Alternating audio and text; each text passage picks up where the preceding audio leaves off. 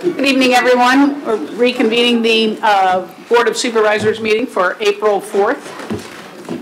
And we go straight into public comment. Anyone wishing to speak, it's a 5-minute or less maximum. Thank you. And please raise your hand, be recognized. When you come up to the mic, let us know your name and the district you're in. It's not necessarily for us, it's for anybody listening in. That's why it's important. And we'll recognize you and look forward to hearing what you have to say this evening. Anyone wishing to speak? Debbie, is this for every matter that's coming up? It is. This is the only public comment of the evening. Come on up. If I start to fall down, please somebody catch me. My name is Donna McCon. I live in the Rappahannock County. That's why I'm here. That's good. I live in the Jackson District on Viewtown Road. I also run a business there. I'm here about the fireworks ordinance that we are hoping that the supervisors will propose for tonight.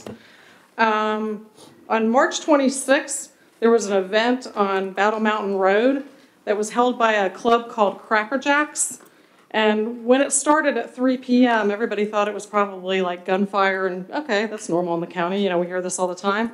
Well, this noise, which sounded like cannons going off, and God forbid it, I mean, to say this, it really sounded like a war nearby. It went on till 9 o'clock at night. So from 3 p.m. till 9 p.m. that day, we heard this, and it was even heard in Culpeper County, because I have friends living in Culpeper County off of 211. They heard it too. My concerns for this, again, are in the time frame, 3 to 6 p.m. So loud. For me, it affected my business and my quality of life as a landowner in this county. I know of horses that were being spooked by this, livestock guardian dogs that were running off. These items is really threatening, too, for people driving down the roads. I know it happens for other reasons, too, but this is something that could have been prevented. One thing is nobody knew about this permit, so when I called my supervisor and neighbors called the county dispatch office, nobody was aware. Typically what I see in the papers are that maybe the Inlet of Washington is saying we're going to have a fireworks display such and such evening, this time. We all know that fireworks happen on 4th of July, possibly New Year's Eve, and possibly here and there for somebody's family picnic party, but they're not 6 hours long. What I would like to see in this fireworks ordinance is a minimum of 30 days to allow posting for property owners to find out, whether it be in the paper, Facebook, whatever, and for the property authorities like the dispatch, our county supervisors, and everybody to know about what's going on so if they get calls, they're aware of it. I would limit it to no more than 1 hour. I mean, we don't even get that at 4th of July. It's what, half an hour on 4th of July? Also, one of the concerns during that day is the high winds. I would say that they shouldn't be anything over 15 miles an hour if, you know, that they shouldn't be allowed to do this event. A minimum of $100. I think our permit application now is $50. Also, the permit to be approved by the county supervisor, or at least them to second sign the permit. I would also say I know that most permits have the people that are going to be doing the event be insured, whether it be bonded, liable, whatever. I would say the property owner also should be liable. A minimum clearance also. I'm not sure about the footage. I didn't have enough time to really look in about what the footage should be. At least 100 feet from any structures, maybe even more. And that would be more for somebody more professional in the fire world to figure out that one. And also for either the police or somebody on the fire side to be at their permit. Again, we're talking about fireworks that are illegal for most people. You have to be a pyrotechnician to be able to shoot these fireworks off. It's not just the kind that you buy in the stand on 4th of July events. I'm not talking anything about that. I mean, those could be done anytime, and I don't have any problem with that. It's the big ones that most people can't even buy. Thank you for your time. Thank you. Thanks a lot. Yes, sir.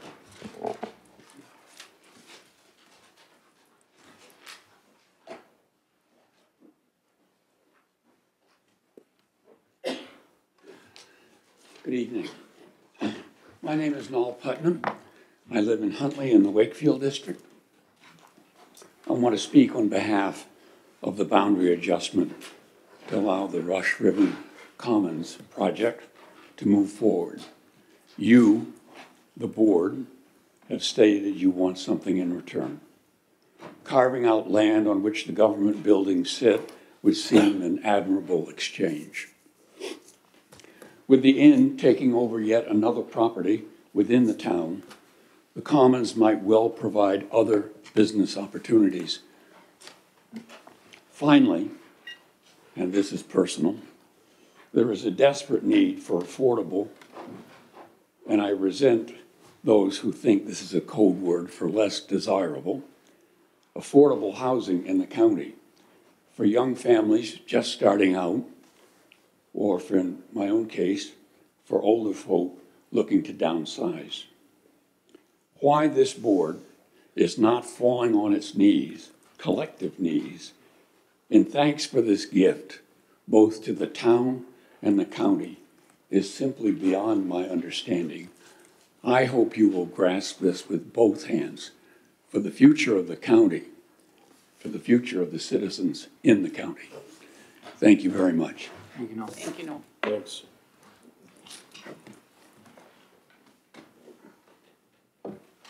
Yes, sir. Gary H. Lahampton, coming back again on the boundary line adjustment issue. I've been spending weeks and actually a couple months really trying to figure out where the problem is. I've studied the comprehensive code of the county and the town. I don't see any problem there. I've studied state law that controls boundary lines, both those that are voluntary and those that are involuntary.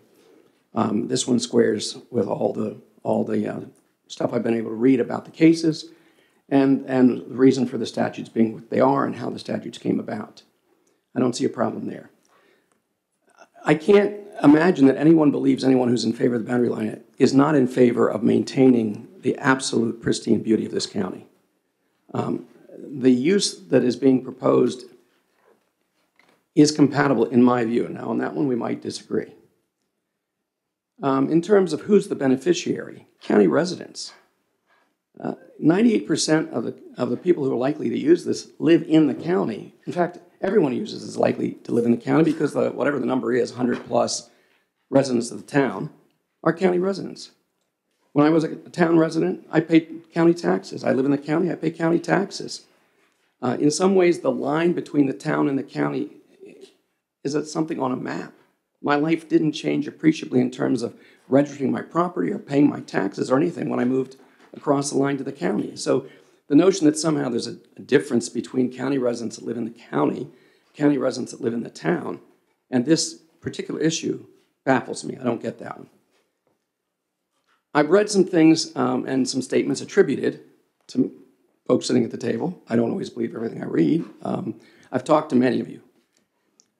There's a legitimate concern about what's going to end up on that property if the county essentially agrees that the town gets authority over what gets built there. I get that. In this case, it's not which one do we like better, it's which one has a sewer system that can support this kind of development. There's only one sewer system in the county that can support this kind of development. It happens to be in the town, and there are considerable legal questions about whether the sewer can be extended beyond the town's boundary. That might deserve some fuller attention. So what it comes down to is, I think, maybe the density of development. If we're going to be honest and transparent with each other, that seems to me a legitimate question that could be raised. What's the density of development? I know that some of us are very concerned about what's happening just at our border, just beyond Amosville. And we see what's happening in Marshall, and we see what's happening in Culpeper. So far, I'm unaware of any real development in Madison. But, our surrounding counties, we see this, and we're concerned, rightly so. But I would submit that there's a world of difference between a rowboat and a Carnival cruise liner. Yes, they're both float on water and both transport people from someplace to the other. But there the similarity ends. So to talk about what's happening at our boundary in Fauquier or in Culpeper County and use that as a reason to oppose a very modest, very small scale, very appropriate development on a piece of property that otherwise is largely wasted, that any benefit in terms of development taxes comes to the county, not the town, I just end up struggling to come up with a rational defense for opposing this boundary line adjustment, especially given the history of boundary line adjustments between the town and the county that goes back years. Why is this one so different? What's really the hold-up? So I stand tonight saying I think we've gotten to a point now where almost everything can be said. It comes down to a matter of judgment. And I would encourage you to look at the benefit, the long-term benefits to the county of agreeing to this boundary line adjustment. Thank you. Thank you. Thanks.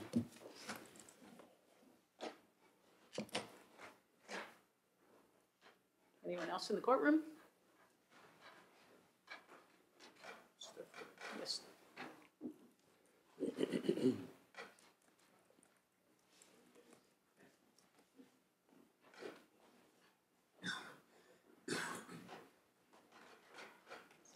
I'm Steph Ritter, and I'm from the Wakefield district.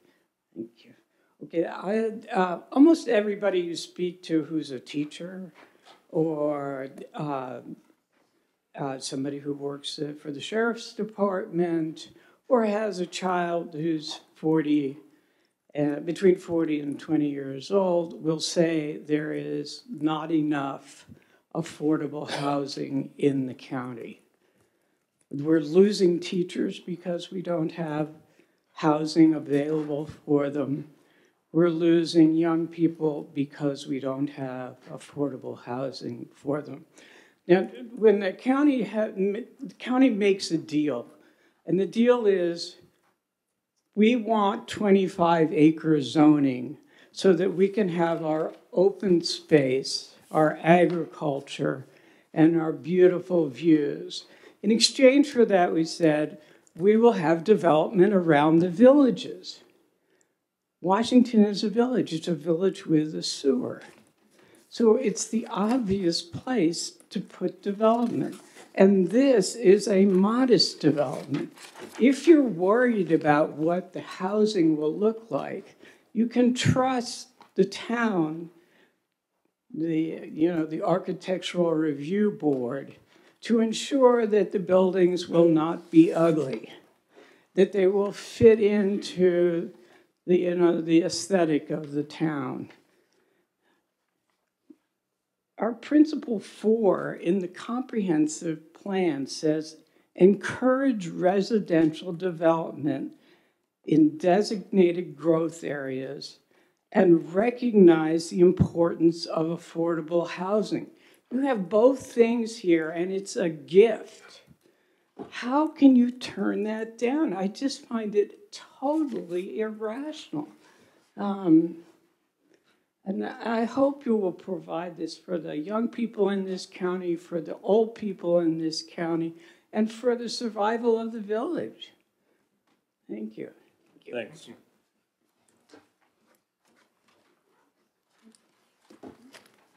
Sheila.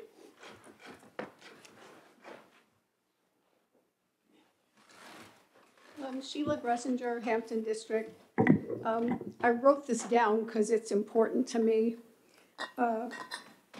Concerning this property, for years, this particular segment lay fallow. It was only collecting minimal property taxes. That's something that's very important. Anyone could have stepped up and purchased it. Anybody could have come up with a plan for that particular corner. Now that particular corner, that particular parcel is zoned commercial. Now, we do have a commercial property area out on 211, which is next to the bank. So there are properties there. My other point is, as far as constituents expressing concern, where were constituents when we were talking about the comprehensive plan? We had tons of meetings, we had tons of public hearings, when all of this could have been up for discussion. They could have looked at various pages, and specifically I've referred to these with you guys before and wrote it in the paper. On page 91, consider the planning goals, principles, and policies of the town of Washington, and where feasible, undertake joint or coordinated action with the town government and independent county authorities. And then on page 96, it then addresses the housing. While holding to the principle that residential development at higher density should be kept in the villages, some opportunities for higher density, perhaps age-related, seems appropriate for these areas. So that's in our comprehensive plan. The other thing, I went out today and I took a picture. I like visuals. So that corner is all greenery, okay? Greenery. Now, if somebody else had come, they might have decided, since it's commercial, this is what they could have put on that corner or planned. The other thing, here's another one. I'm not detracting from a car repair shop or anything, but a commercial development isn't exactly the prettiest thing for that corner. Now, what the Rush River Commons has designated that that's going to be a green space, and I think that's very important. Then one of my last comments is listening to constituents can be a cautionary tale. Just recently, this county listened to neighbors for the cell tower, and the neighbors wanted a pale blue cell tower. So everyone conceded, and the ugly cell tower got up, and they found out, oh my goodness, this is highly inappropriate for our view shed, which everyone wanted to protect. So then the county had to turn around and spend thousands of dollars to get the stupid thing painted the dark green, which was the original proposal, which if people had used some common sense, they might have acquiesced to that specifically and said, so sorry to the neighbors. This is not going to work. In fact, what somebody actually put on, I think, might have been on RapNet, this was something that a high school kid could have done with a graphic. In other words, a graphic with the trees with that pale blue thing, and then people would have had it visual before it got put up, so we wouldn't have had thousands of dollars. And my final, had to write it down. Hopefully, okay, we've had a lot of coverage in the newspaper. I think Carolyn Anstey put a very beautiful description of all the things that the planners put into this. It wasn't just some whimsy as, gee, I think I want to come in and build something and voila, okay? This has been studied environmentally, and so it's not some kind of play plan. It's a really in-depth thing that's going to be a benefit, and everyone can use it. And so I hope that this goes through. Thank you. Thank you. Thank you. Yes, sir.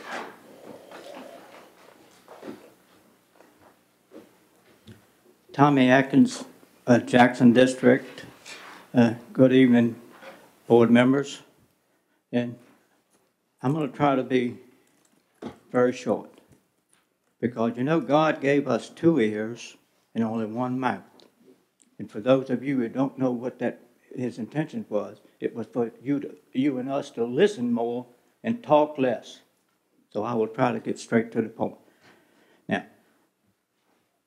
I think Mr. Arkwright has been stated that he didn't want to serve 2 masters. I concur with that.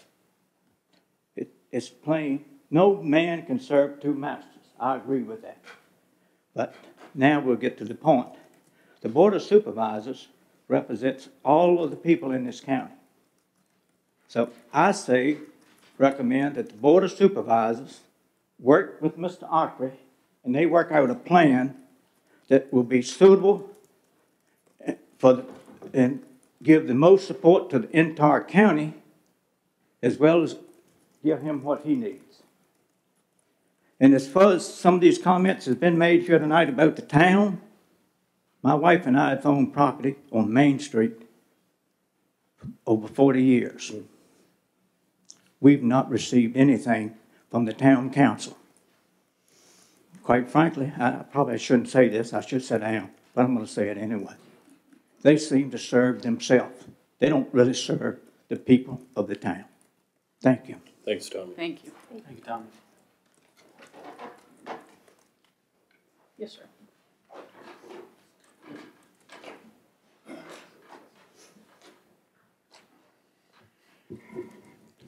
I'm John Sullivan, a resident of the town of Washington, the district of Hampton, and a tax-paying citizen of Rappahannock County, which I love and have lived here for a long time.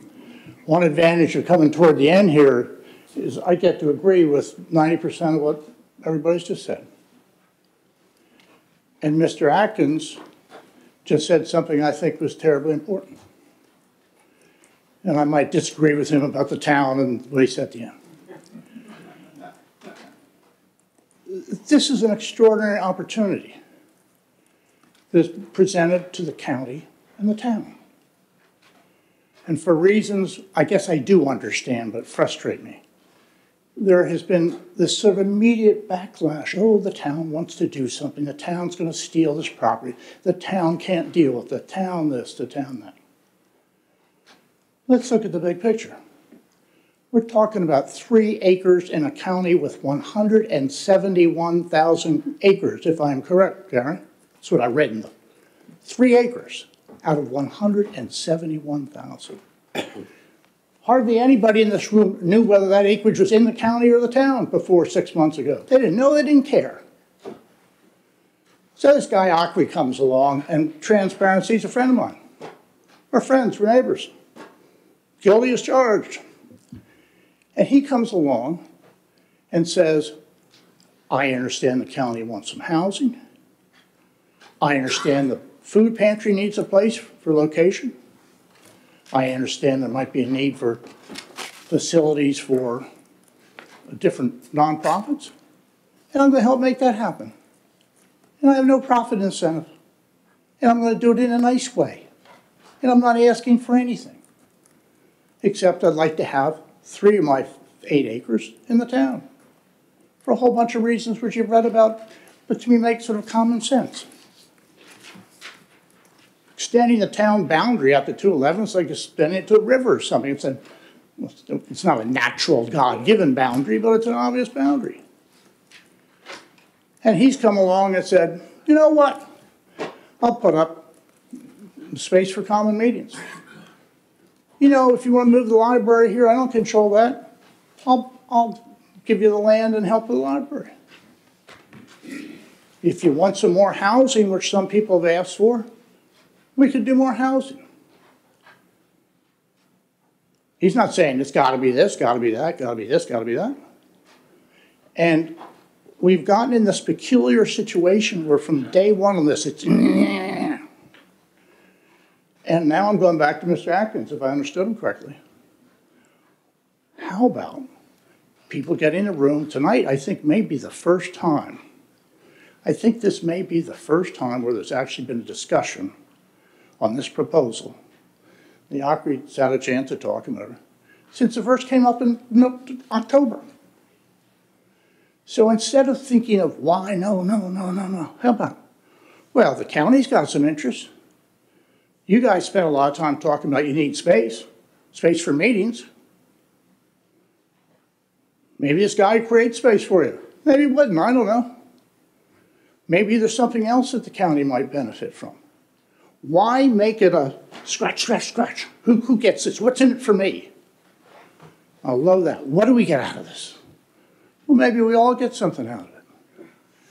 And isn't it about time, wouldn't it just be nice if people just kind of sat down and talked about it and got rid of the bullshit, if you pardon the expression? And I think you got a great opportunity. Now I'm going to make one last point, and this might sound out of character. One of my good friends here said that he was against any housing whatsoever on that property. No deal, no housing, no deal. I want you all to think about that. Does the Board of Supervisors want to be on record as saying to the owner of a property in or next to the town, don't change the boundary line, no housing whatsoever? I'm not a big proponent of the housing, but think of what you're doing if you go that direction. And I would tend to suggest that people say no affordable housing, spare us. for the rest of whatever, of talking about the need for affordable housing. Because if you come out and flat out say no housing on that property, not even one little house, you know, let's not spend a lot of time in the future saying the county needs affordable housing, workforce housing, we're gonna put it in the county, we're gonna do this or that. So I think it would be an odd position for you all to be in, and how many buildings are on that property or not, I'm not even into that. I'm not arguing for housing there, I'm just arguing against being careful about saying no housing. Anyway, thanks, appreciate it. Thank you. Thanks. Thank you. Good comments.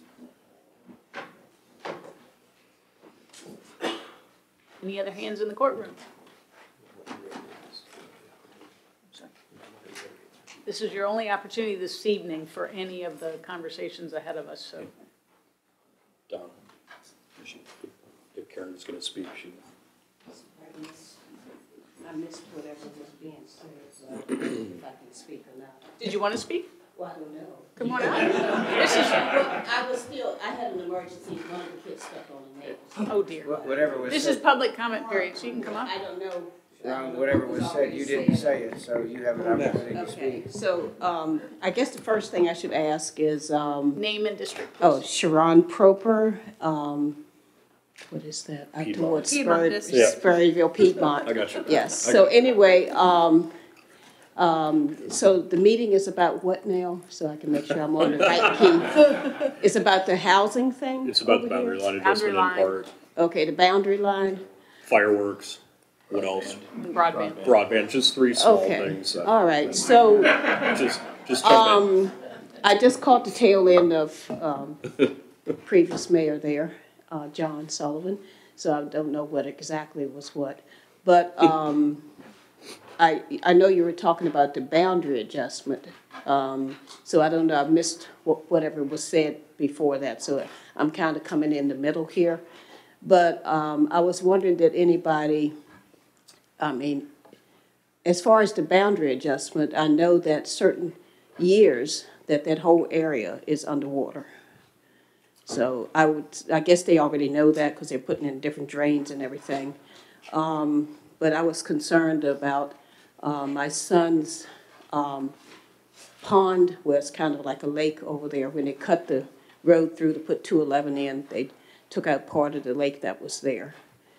And I know that when water gets up over there, it washes all down through there, goes straight into his pond. It's rising the bottom of his pond or lake or whatever is there. It's a pretty good size, probably lake.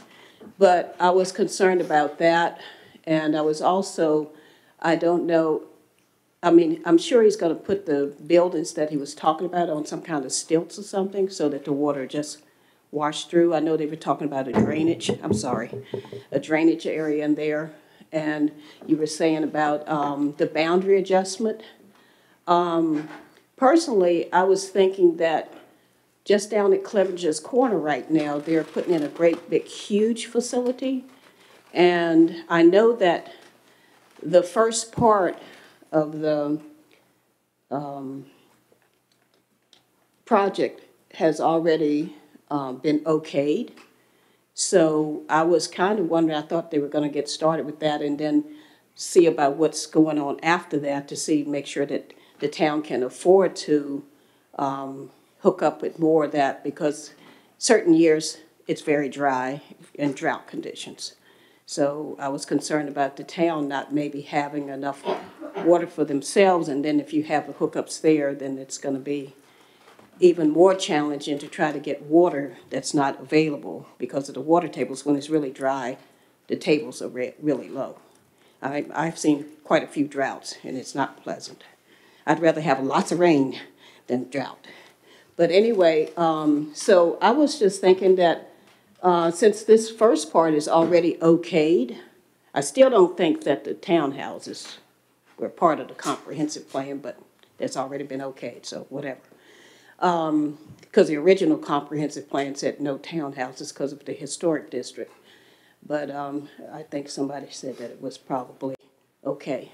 So, but as far as boundary adjustment, I would say at this point that with so-called affordable housing just up the road, if we could just do the first part of that and kind of fill it out to see if, I know that Culpeper put piles of houses on top of all the hay fields because I need hay for my critters, and they took out a whole bunch of hay fields and they sat there for a long time before anybody. But this is different. I know it's people that need homes and whatever here, and affordable, I said before, it was like 700 to maybe 900. That's affordable for this county, you know, with the people that are here. So I don't know. I guess the townhouses were going to basically cover what people can't afford. And as far as having the government come in and help support that, that would just blow out the water all the other people that rent around, because then they'll be under a different kind of guidelines if you have government come in, and the government will guideline everybody, which in some senses might be good, but in some senses maybe not, because they can't really afford that.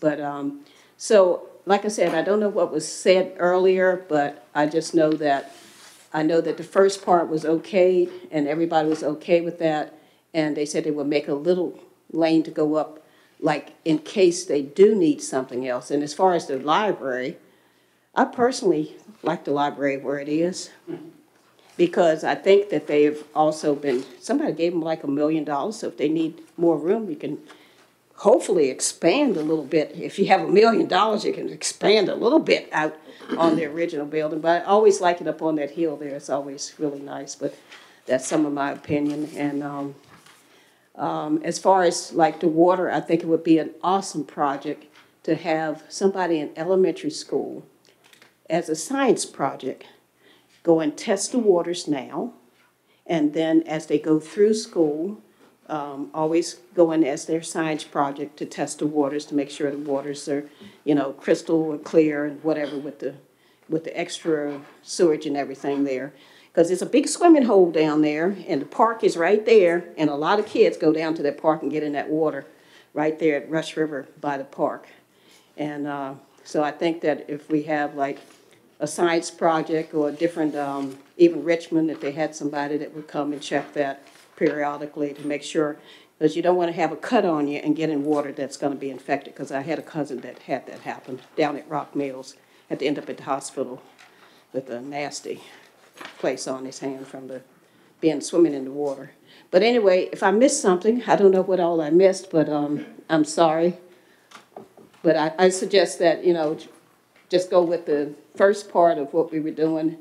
And this is a historic district. And I have a book that I borrowed from a friend of mine. I forgot to bring it in. But it has, even this courthouse is in that book, of preserving the history and the beauty of the country and the county.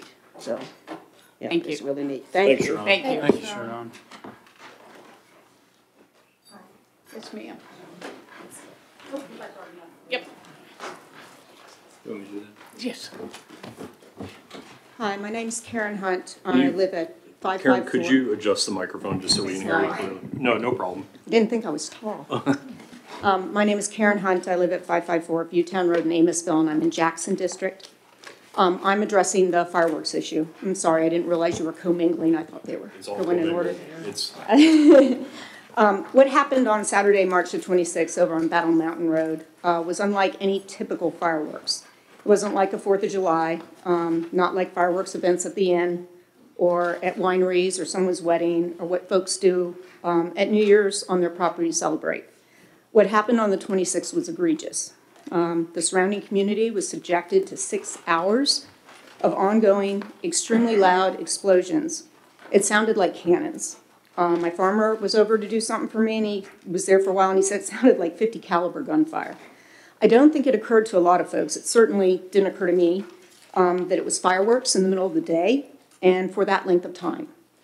I cannot imagine how bad it must have been for those adjacent neighbors if it was that loud inside my house, and I'm over on Butown. I've done a lot of research. I've spoken with a wide variety of folks. I'm aware of people who had animals that were affected.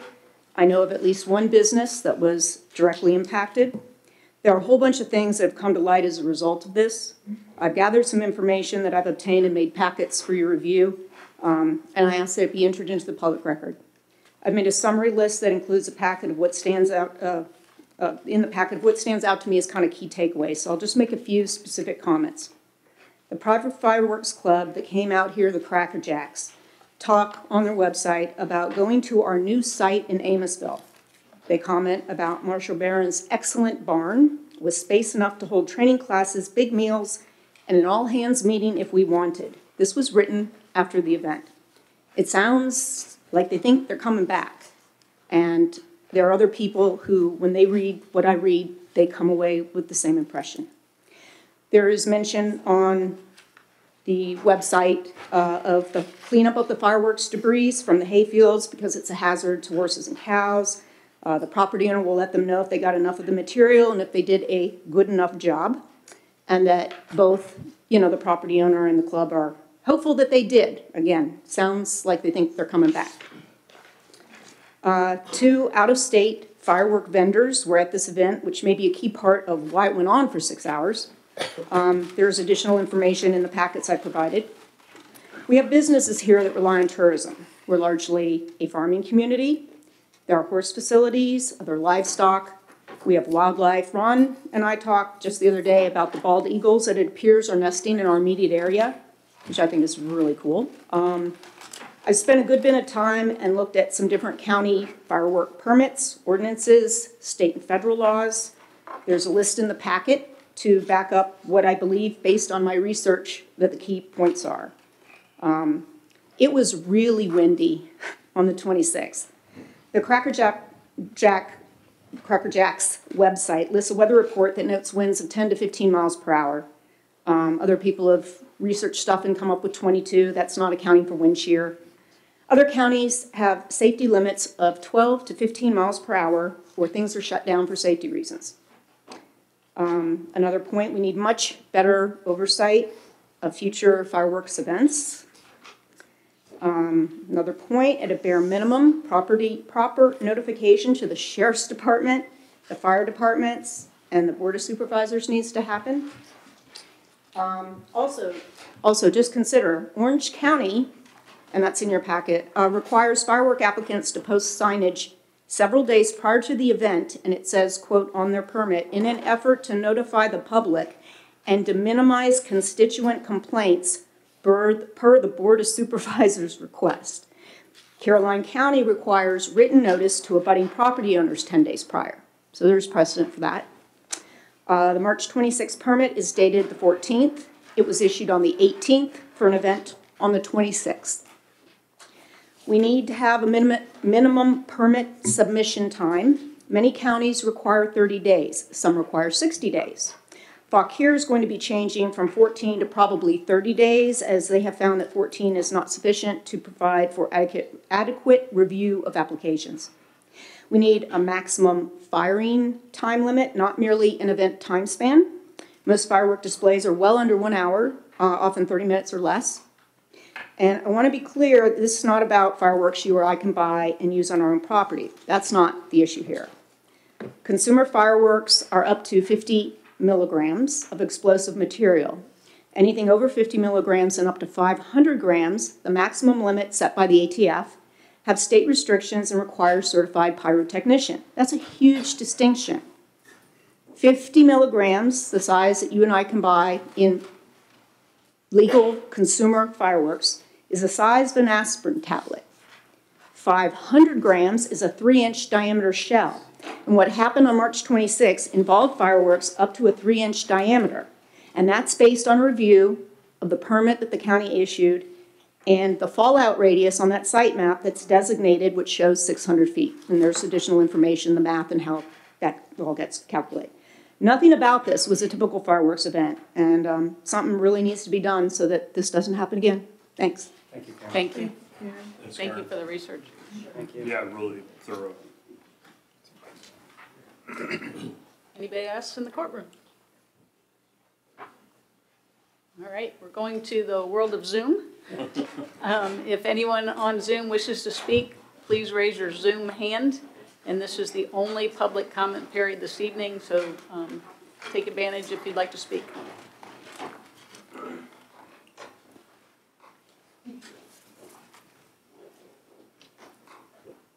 Not seeing any hands, I will close the public comment period. Well, no hot topics tonight. It was None. And let's see, we're going into the first old business, which is the town boundary line change request. We have the landowner and his team.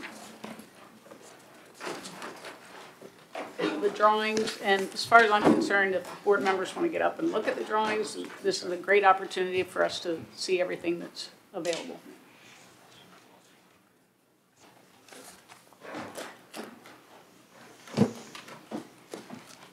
My name is Chuck Ackley, and I live in the Hampton District, and this project is in the Hampton District as well. Chuck, could you just make sure that maybe raise the microphone a little bit, just so. How's that? Awesome. Good. Thank you. It's actually my pleasure to have a chance to talk with you about this project, and I prepared 7 pages of notes, and I decided that I wouldn't share it with you.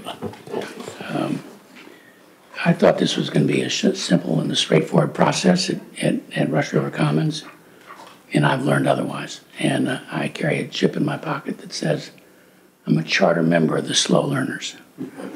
And I think you can appreciate that comment. On February 6th, we replied to 4 questions that were put to us. And you all have that letter. You all have our response. And from that period to now, we've heard nothing else from the County Board of Supervisors or the town. My purpose tonight is to be just very focused and very straightforward. The issue that we're dealing with is simply the boundary line adjustment. It's not housing, it's not anything else. It's the boundary line adjustment. There's a process for that is going on that Maureen Harris wrote about. It goes back to 1796 in the change of the boundaries of this village. There have been a lot of instances. They've been fully enumerated. You all have had a chance to read them all, certainly. It's a straightforward process. And the reason we want the boundary line adjustment is for reasons of its own. The town says they are unable to extend water or sewer to property that is not in the town, even as we abut the sewage treatment plant. So the only course of action that we could take to try to continue to develop that property in a manner that is, in our view, beneficial to the community at large is to ask for a boundary line adjustment. That is the only thing we're here to do. So tonight, with that little bit of preference, I really would like to hear your questions about this and your concerns, and let me answer them the best that I can. Mr. Frazier, want to start? Or, I'm sorry, Kier, this is your district. You should start. Sure. Thanks, Mr. Ockery, very much for coming out, and apologies. We had scheduled a meeting a few weeks ago that we ended up canceling, so thank you for your patience, but I think it's beneficial for everyone. And my colleague, Ms. Smith, made the point, and her point's well taken. 7 p.m. Advertised meeting is probably a better venue, since it seems there's a lot of interest in this boundary line adjustment question. I don't really have any questions for you. I've told you from the first time that we discussed this, I found no logical reason to oppose the boundary line adjustment, and I had to individually think through concerns that I might have as we got closer to making a decision. And at our last board meeting, I staked out a position that I would support it, but that I would not support additional housing units on the corner parcel. And I think tonight there have been some really great comments made, but I also think that people are conflating what has already been approved within the town of Washington, which includes 18 housing units, conflating with this second phase of your project, which relates specifically to this parcel in question that, unfortunately for all of us, is currently split by the town-county line. So I just want to make clear that I thought about this very carefully and I analyzed it. Our last 10-year census data came out, and I believe that over a 10-year period, Rappahannock County lost about 18 housing units, something along those lines, at least according to the U.S. Census. And so when the town took on the Rush River Commons project through their very thorough review process, which, and really I applaud the process applied, they approved 18 housing units on the first part, so that's effectively a done deal. On the parcel in question, my logic is as follows, and I explained this before, but it seems that maybe I need to state it again. Under our current county zoning ordinance, residential units on a commercial parcel, that is not a by right use of that parcel. By agreeing to the boundary line adjustment, at least in my mind, we are effectively handing over zoning control of that property to the town of Washington.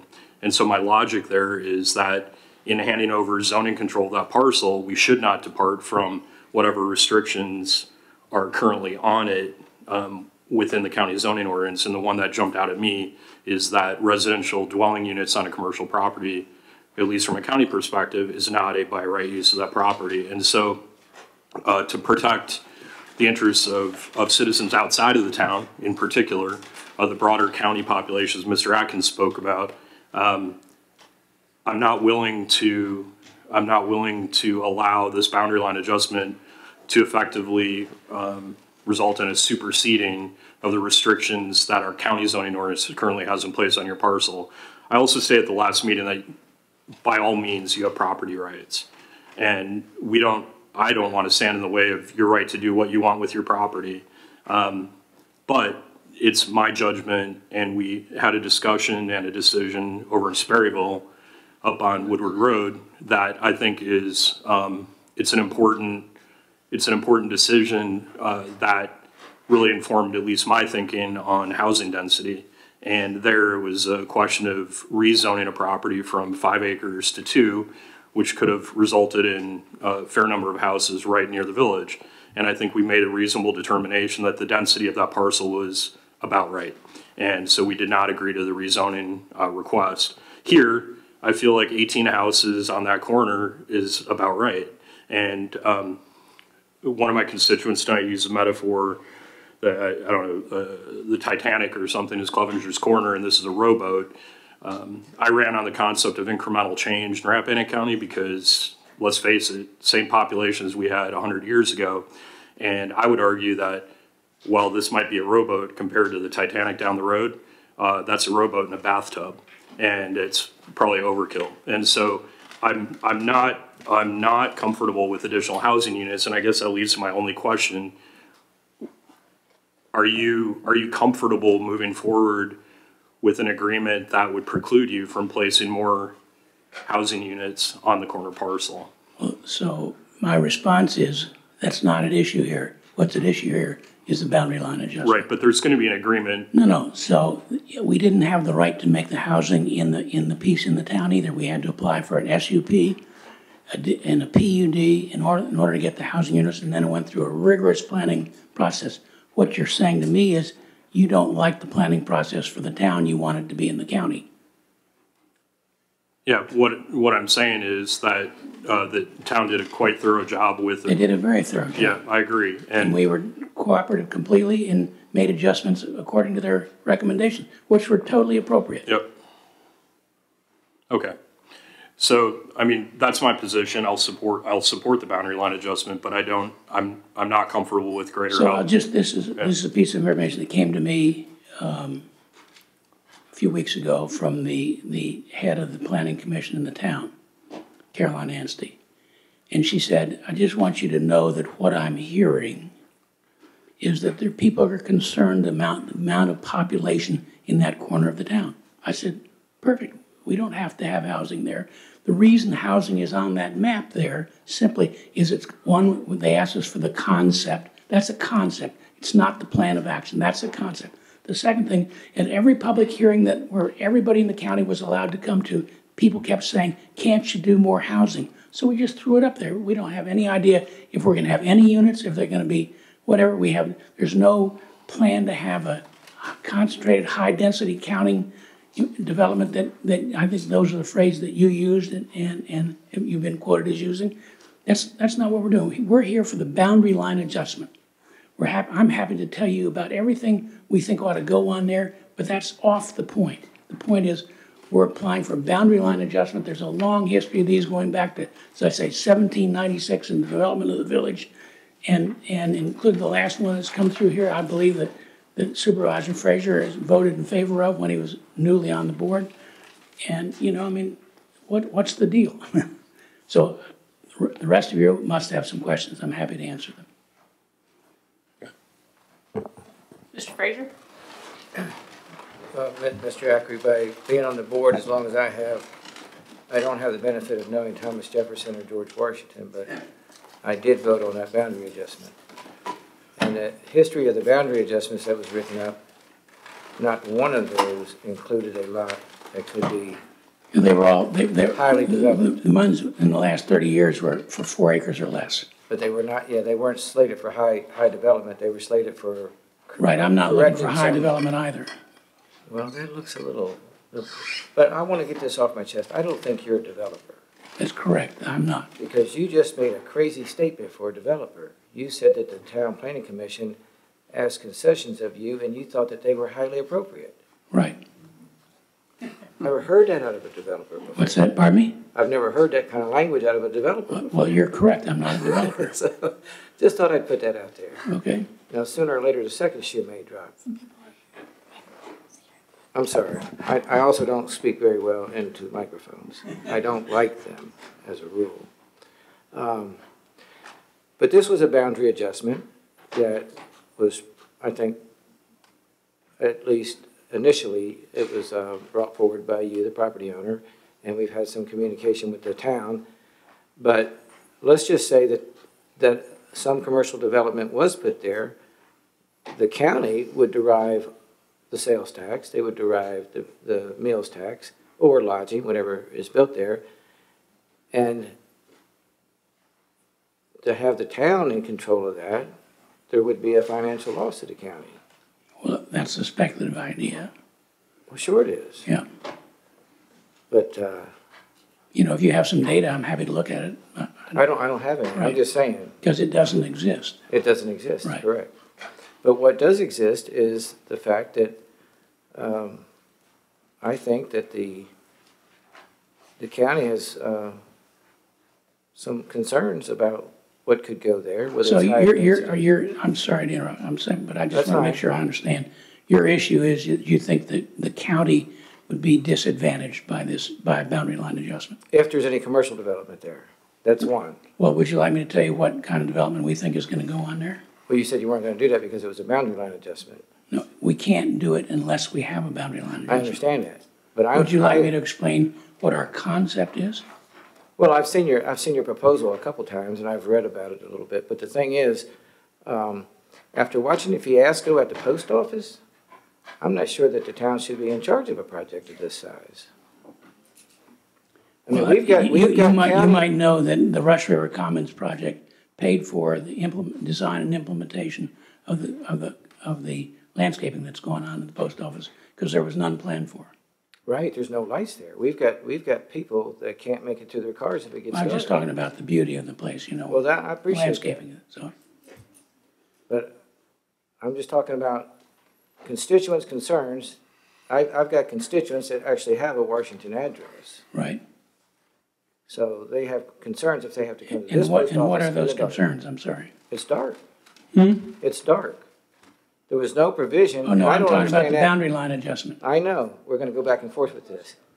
You're also not a developer. I've conceded that. I'm what? You're not a developer. Correct. So I've conceded that point.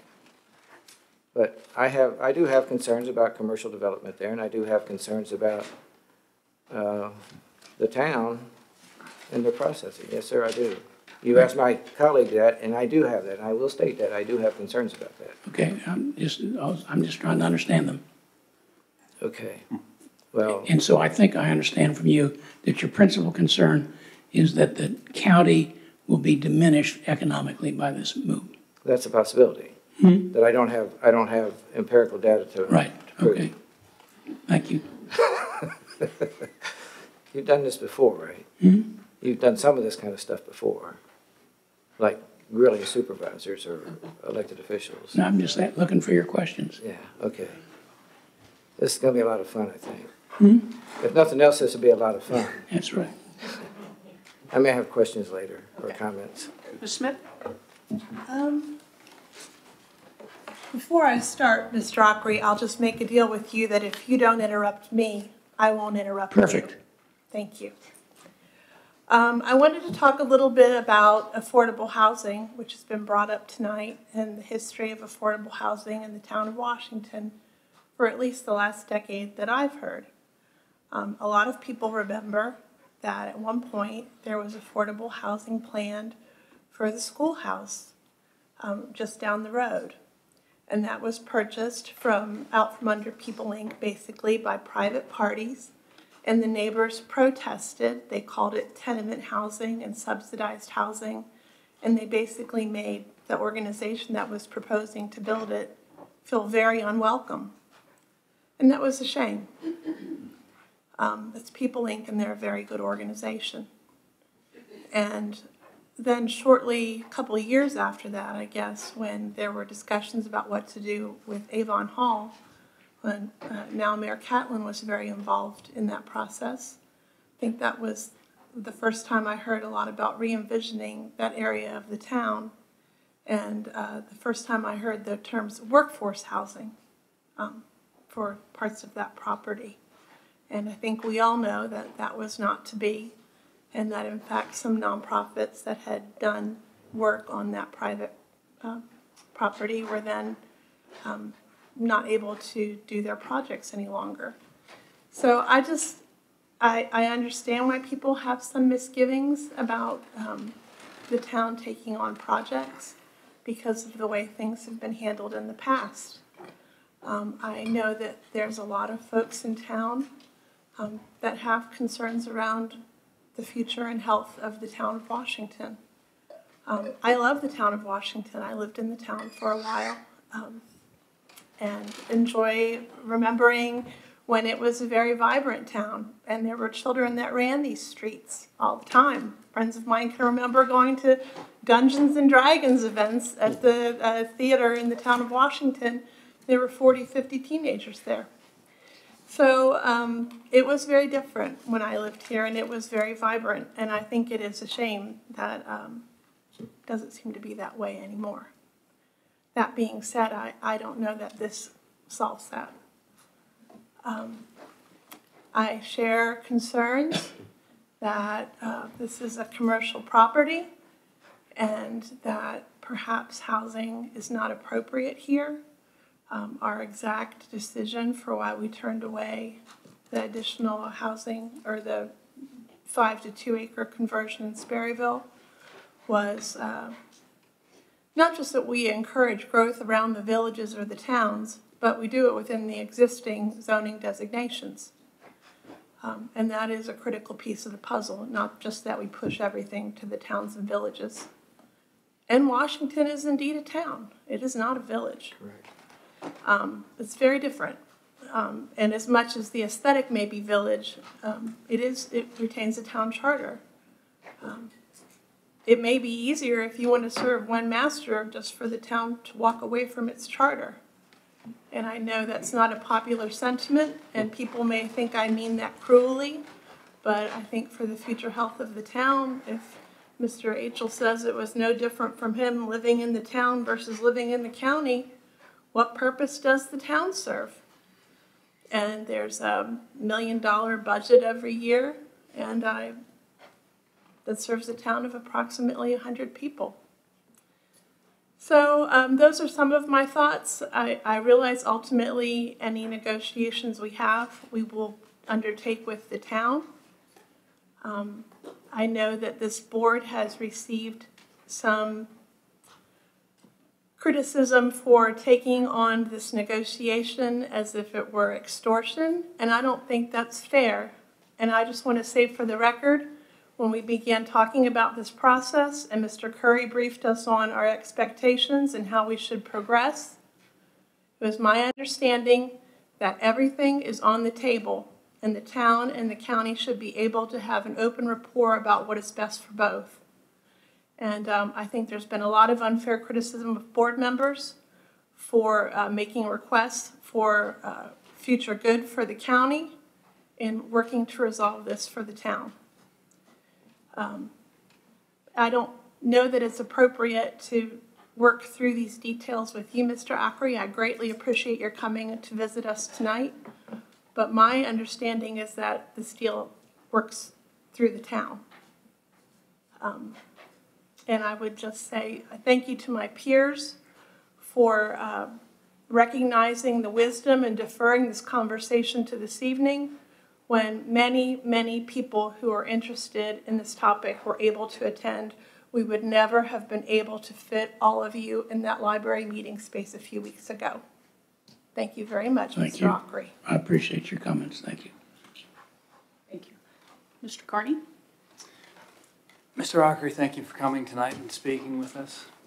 I can say that, as you're probably aware, our county is very resistant to change, and that folks move here, if they're not, currently from here and love it, for the status quo. So change is fearful. And I can say that in my discussions with my constituents, folks are concerned just about what would happen if we do it. I can overwhelmingly say, though, that in all the conversations that I've had, people generally are for it. But that they might not understand why there's a development happening in Rappahannock when that's why they love this place, that's why they moved here. So I think that these kinds of conversations are needed, but can be difficult for a community that thrives on not having, quote unquote, these things. There's scar tissue there, I think. And it's really not necessarily about a boundary line adjustment that's happened and probably will happen, and not this specific one, but towns and counties do this for various reasons all the time. But I think a fluid conversation about how the community benefits from something like this is incredibly productive. And I thank you for coming tonight and having this conversation. Thank you. Thank you for coming. Thank you for bringing your crew in case there's questions. I know we had a conversation the other day and... Can you talk to the microphone? Sorry. Okay. We had a conversation the other day and I look at this project as something that I think people just have fear of the unknown. And when they look at a board plan like that, can envision driving into a road that normally they could see trees and everything else, and all of a sudden you're driving into a town and seeing this large building to your left instead of the greenery and that kind of thing. So taking away that type of view, I think, has people concerned. I, for one, like our dark skies park. So adding housing on phase 2 concerns me as to how we're going to be able to control that. Even with the down lighting, people drive home to their house and have outdoor events that they're going to have lights on in their yard and stuff like that. So that is a concern of mine. Making sure it fits with the architecture. We've got a building committee working right now on what's going to come to the county campus. And part of my question is there some duplication of effort here that maybe isn't necessary? We need a meeting space. You've got on your map a meeting space, your design. Is there an opportunity, if we take this at the 50,000 foot level, and say, how do we make this campus a total campus, not county, parcel 1, parcel 2, Avon Hall? You have designers, you have architects, you have people that could look at that as a complete picture and come up with something that makes sense for the county and the citizens and our employees for many, many years to come. And I would like to make sure that if we're going to move forward on this, that is something that we can have that conversation. And I believe when you and I talked earlier, you were open to that. That's absolutely correct. And there's a lot of misinformation, false information, and a few other pieces of information running around about this project. And so I thought I'd take a moment and tell you what our concept is. It is unrelated, in my mind, to the issue of a boundary line adjustment. But none of that can take place at all unless we have a boundary line adjustment. This thing started out with after I bought the project from Nick Lapham, and he ought to be applauded because he bought it to save the feeling of the town and the county and so on. And he just kept it at the cost to him. And when I bought it from him, I had absolutely no idea what I was going to do with it. And I spent over a year on what I call a listening tour, going around and talking to all kinds of people in the county about what they would like to see in this location. The one principal piece that we came up with was an idea of having a community center and attached to it a commercial kitchen. So that my experience is that when you have events and food together, people get along much better. And in that, my idea is you could have a board of supervisors meeting in there, you could have a theatrical procession in there, you could have a community meeting in there, you could have all kinds of things. And there's a real easy way to figure out how that works. Next to that, we had the idea of some small, possibly even workforce, what is it you call it? Just co-working spaces in a building like that, because there are people around who like to work here. And the last piece at the top on the right is again, it's undefined. We don't know what the demand will be for any of these. It turns out that in the first phase for the what we call the office space, that's basically fully spoken 400 letters of intent, and by government agencies and others. And then we have a food pantry, which is going to get built based on their ability to raise their $550,000, which they tell me they have that committed, and the balance of that work will be undertaken by some charitably minded people. Let's just put it that way. The housing is there in that picture only because people asked us, "Can you do more housing?" If the community doesn't want more housing, it's not a deal breaker. It hasn't. And we're not committed to that. What we are committed to is the idea of the big community building, the big green space. You can see there's a little amphitheater there.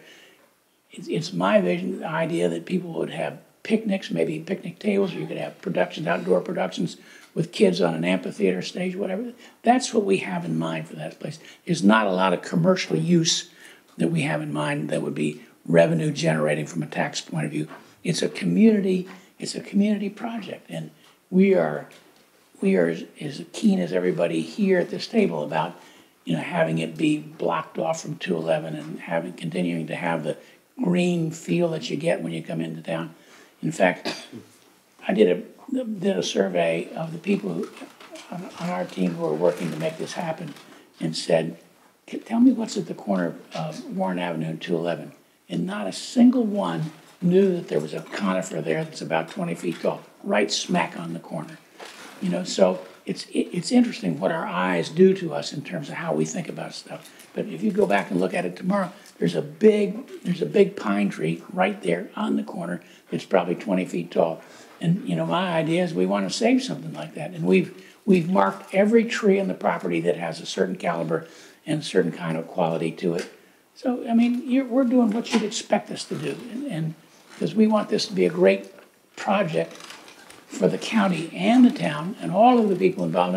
For months and months and months, I've struggled with trying to understand what the real issue is. And I finally concluded that, just as Mr. Carney said, there are people in this community who want absolutely nothing to change. I get it. I completely get it. It's a beautiful place. But the fact is, we're in the 21st century.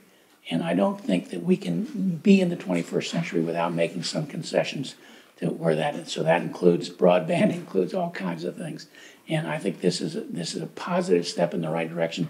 It allows some people to live there in an affordable, great, brand new property, that sort of stuff that doesn't exist otherwise. You know, there are lots of farms that have houses that they rent for $300 or $400 a year, but most of them we wouldn't want to have a relative of ours in that space, you know, that sort of stuff. I mean, that's a generalization, but we all know that that's true. And we're just trying to do something that's a good project and plan for the community, and it's done within the confines of the comprehensive plan, and it's been approved and that sort of stuff. And we're just trying to finish it out on the other side of it. Otherwise, you just have that field up there, you know. So. Yes, Mr. Carter. In the letter that was sent by the board, request number 3 was confirmation of whether or not the property owner would be willing to be bound by the terms of any agreement the board and the town of Washington might reach, and the response was yes. Thank you. So that speaks to the earlier conversation of if the town and the county, council and board of supervisors, and the property owner can come to a common mind on the vision for the parcel, that can be bound into the legal instrument and move it forward, and everybody's happy because nobody's fearful of what might happen. Right. They'll have some understanding and concept of what must happen in the confines of a legally adopted agreement. And so if there's an avenue to allow the board and the town and the property owner to work together to shape the vision based on what you've shown and massage it to a point where there's mutual agreement, then I think that seems to be the path forward. Right, and so you know that the history of phase 1 is we worked extensively with the town's planning commission. But I mean, there were the back and forth of that was arduous. and we got along well with them. We did it and we worked in that. And why would you think we'd do it otherwise? I don't think anybody, we're not. Well, I mean, you're suggesting it as though. No. What he's saying is we're not going to decouple the request for a boundary line adjustment from the underlying agreement, which is why I asked you if you'd be comfortable with an agreement to which you've agreed to be bound. Well, I'm going to ask, this is John Foote from Walsh Colucci, who's been our advisor on this land use all along, and I'm going to ask him. I mean, Mr. Foote, come up to. Excuse me? Mr. Foote would need to come to the mic if he's going to speak. This is, of course, assuming he's going to ask a question that I know the answer to. So, yes? So I was just going to say, I don't have any idea what the history or the legality or anything else is of having a boundary line adjustment that has other conditions which are unrelated to it. Yes, the answer is you can do that, and it's frequently done. What I've advised Chuck, and I don't know if Art and I have talked about this specifically, but if you burden it down to a large extent, then it changes form from a simple boundary line adjustment into one that has to go to the Commission of Local Government, be reviewed by a 3-judge court as opposed to a 1-judge court to a simple agreement. But nothing I've heard so far suggests to me that an agreement can't be reached, which is likely to be involved with a single judge, an agreement between the parties, less than going to the judge. Do you feel like you got what you So, said? yeah, so it seems to me that there's some level of specificity the Board of Supervisors might want to be involved in relative to what goes on the corner. I'm certainly happy to have the discussion. I obviously wouldn't agree to something that we don't know what it is. And then the town, through their PUD, might... We do that all the time. Well, I'm sorry. The sorry town, to hear that. through their PUD process, and ARB, would very likely have much more precise input on how things are done. I suspect the board would be at a higher level. The county board of supervisors and all the citizens of the county are invited to public hearings to go through all of that, and make all of their comments known. And they must go through a public hearing. Right, both bodies. So my question to the board then is, how would you envision working to identify a master plan that might be acceptable to a majority of the board and a majority of the town council? Well, at our last board meeting, Mr. Goff, I don't know if you have those notes, but I put down, I think, 5 or 6 items publicly, and then I put another one in there that might be a possibility. And I was hoping that we would take the bones of the agreement that Mr. Foote put forward some months ago, maybe, I don't know, maybe A long 9 time months. ago. I'm aware, yeah. But I was hoping that we start with that and drop into that agreement of what we all would like to see in that agreement. And I appreciate Ms. Smith defending our board, because we're not looking to extort anything from anyone. We just want to reach a reasonable agreement that's in the interest of the county as a whole, and that's our job. And I've already said that I think the town Planning Commission ARB did a super job with your Rush River Commons project, but that, I mean, that's not in doubt, that's not in question. So how do we just move on from this? And I've told you my one big item, and you know, Mr. Ockery, I respectfully disagree that we're here to talk about a boundary line adjustment, but we can't talk about an agreement, because the two are closely intertwined. I mean, we're not going to reach a boundary line adjustment decision without an agreement underpinning the adjustment. Well, you have to have that discussion with the town. You all have to. Right, but you, as Mr. Curry well pointed out, in this letter, or in your response to our request, you said you would agree to be bound by the agreement. So I respectfully limited my question to only one question, right, which was, are you okay with no houses on that parcel? Because that's the big hook for me. And yeah, I'm okay with that. Okay, that was the only question. No one's ever asked that before. Right, and that's why I wanted to ask it, because again, I've said to you from the beginning that there's no. And I told you the reason it was there was simply because of citizen input. Right. Voters. Did the town government ask for more houses? The citizens of the town who came to the public hearings. Okay, but in any event, Mr. Goff recorded sort of what I'd like to see in agreement. I'm sure my colleagues have other specifics they'd like to see in agreement, and I just thought that this was an opportunity for me to ask you that question. Yeah. And so if you're okay with it, that's okay good news. So. And you know, I'll just leave it at that. Thank you. Okay. So what's the step? How do we take this forward? We need a document. I think so. I think Mr. Foote and I have to come up with a preliminary draft of an agreement that would have those items in it. But I think staff was kind of waiting for what happened tonight to find out if there were any other things that needed to be in it, so that I can call up Mr. Foote and say, hey, this is what we kind of envision as a way to reach an agreement. And then you guys can talk to the town. We can copy the town. Mm-hmm. When we circulated a proposed draft to both jurisdictions, there was one condition in there that we'll talk about involving the ancient easements, but there's also a section, Archie may remember, that says, quote, other terms, that's left blank, which suggested somehow we thought there might be other terms. And so Art and I will work together to come up with a draft with the town. Town has a new attorney who just happens to be a good friend of mine. That works out. Yeah, so we can work that together with the mayor and his people. And I understand there's sort of this amorphous collection of, I think you characterized these items as a lifting of covenants, and that might have been discussed some months ago, a long time ago with Mr. Bennett. And I don't know if those can be dusted off, because I think those are all reasonable, if I remember your early draft from, I think, last summer. So those were put into a potential draft. Yeah. For the simple reason that early in the conversations that Mr. Ock referred to as our listening tour, it was raised to us by two people as something that might be of interest to both churches. I think it makes good sense. So I've provided all I need to provide to Mr. Goff. I did that at our last meeting. I have nothing to add, and I appreciate that Mr. Ockery seems to have agreed that he could live with the no housing provision of any potential agreement. And the joining of the property behind here with this complex so that we're out from under the ARB. A former ARB, working with a former zoning administrator and former emergency services coordinator, created an illegal situation in the front of the jail by putting a generator under the front porch because nobody wanted to see it.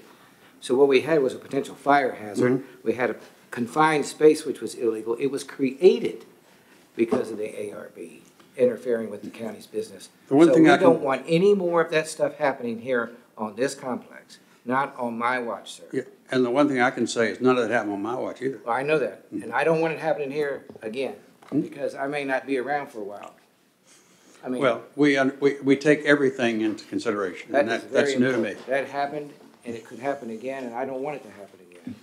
Understood and taken. Sounds like we have a direction. Yeah, and so I just one thing I want to try to understand, and the flexibility going forward with the master plan is contemplated here. I think my read is that the board will want to have 50,000 foot level, maybe lower, of what's going to go there. 50-foot tall building, 35-foot tall building, generally where it's going to go, where it's not going to go, the uses that are going to be in and not. Yes, I mean, we can do that. I was about to make a joke which is totally out of place, so I won't do it. Good discipline. And so I think the board would want you to be as specific as you think you can at this early stage in your process to pin you in and allow them the comfort to know what is not going to happen. So just so I understand, what's missing here that you'd like to see? Nothing. If that's what you're saying, whatever. signed, sealed, delivered, we're doing that, I think the board would say thank you very much. But if that's too specific for you to say, I'm definitely doing that, depending on where you were in your architectural process. So without our ability to do anything, we haven't hired on an architect to do anything other than the sketches so far. It's the same architectural firm that's done phase one. And at some point we will start the ball rolling on that, but I don't know what it is you're asking us to do. There might be non-starters for the board that 50-foot tall building, no. 35-foot building, yes. And so if those things can be pinned in and give them comfort to know it's not going to be a general commercial use that's 50 feet tall. Well, my guess is that would be something that you would probably be wanting to discuss with the town's planning commission. Yes. Right. Yes, although. And so we would look to that joint communication. Good. Yeah. So it's a tripartite agreement. All three have to be on the same page at the end of the day. We're good with that. I guess that leads to my question. I really feel like we should have a conversation with the town before we start drawing up documents to make sure all three parties are on the same page, because I have to say I agree with Mr. Fraser that if we're going to make this adjustment and what could have been a very lucrative commercial property through meals and lodging tax, falls under the town's jurisdiction and they're realizing that revenue, I really think we need to have that conversation. Being a member of the building committee, I think we also really need to have a serious conversation about this campus that we're looking to foster in the town and making sure that we're not affected by the ARB. I've also heard from folks that live in properties that are currently not affected by the ARB, and they want to make sure that the ARB doesn't come to control any more properties except the one that we're discussing tonight as a result of this boundary line adjustment. They want no additional properties to fall under the control of the Architectural Review Board. I think there's several things we need to discuss with the town before we draw up a contract, personally. Ask for some guidance on that, because as I understand it now, this property is in the county and zoned general commercial. Yes, sir. And looking at the chart of what's allowed, retail sales establishments less than 5,000 square feet or greater than 5,000 square feet, kennels, animal hospitals, financial institutions, funeral homes, farm supply establishments, building materials sales greater than 1 acre, professional offices, clinics, let's see what else, offices less than 2,000, greater than 2,000 square feet, eating establishments, fast food, laundries, dry cleaners and laundromats, furniture repair, beauty shops and barbers, carpentry, plumbing, electrical, printing, and sheet metal shops, auction establishments, car washes, auto service stations, auto repair garages, motor vehicle impoundment, junkyard, graveyards. These are all permitted by right uses in the county zoning as it is now. So are we looking at, we want no further restrictions than what is allowed in the current county zoning scheme? Well, Yeah, I mean, yeah. If we're gonna draft if we're gonna have a shell of an agreement, we have to have some kind of a contour. So. I agree. And is it realistic? I mean, right now, Mr. Autry could do any of these things by right as long as he met the setbacks and the general height restrictions that would currently be in place for the by right zoning of this parcel. I think that at that point, we have a go point. We have a starting point from which we can negotiate downward if that's the intent of the board. Yeah, I think so, and I think the critical thing is that multi-family dwelling units don't exist anywhere in Rappahannock, and I think that's what people are afraid of. Well, multi-family except for exist. Special permit. That's right. They're SEs or SUPs. And so I think maybe what you were saying is perhaps that just a general overview of what could possibly go there as a conversation starter. I think this exactly, but in terms of something that can come together that we can all agree on. If I may suggest that perhaps that Mr. Autry could suggest to the town mayor or someone else that could also be a person who can speak for the town somewhat definitively. This is the list of things that we plan to put on, and this is the maximum height and the maximum setbacks that we propose to do. And these are the uses which we propose to put this parcel to, which I understand is public meeting space, appropriate parking for that, appropriate vegetative shielding and greenway from view of 211 and Warren Avenue, and waterworks and an amphitheater for public use, as well as ancillary small office space facilities that would service whatever public meeting space that is envisioned, and what is the square footage of the public meeting space. Once we have that kind of an inventory list, I think it'd be relatively easy for Mr. Foote and I to craft an agreement that would have enough specificity that a judge could accept, provided, of course, you're planning to intervene in the suit to approve this. Right. So, thank you. My experience in building some houses and some things like that over the years is that whatever you put down in the regulations, you find that you're a foot short at some point and you need to go back. I just want it to be flexible enough that it can accommodate the intent.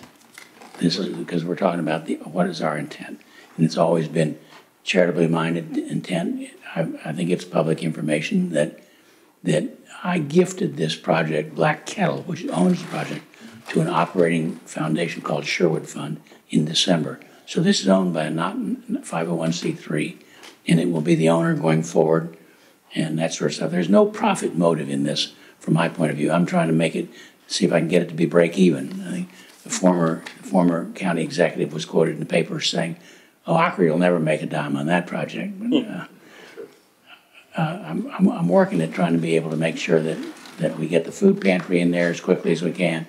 We get the housing built for people like Null to be able to get a place to move out of Huntley and down here. And we would love to have somebody who wants to step forward and do a little pantry or restaurant or cafe at the front end of that Warren Avenue building, but no one has come forth yet. We've talked to a number of people.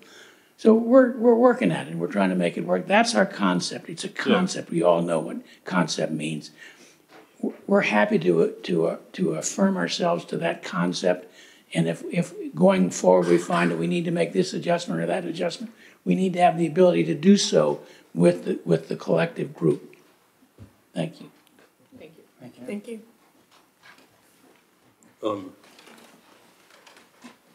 Should we ask him to put that in a draft?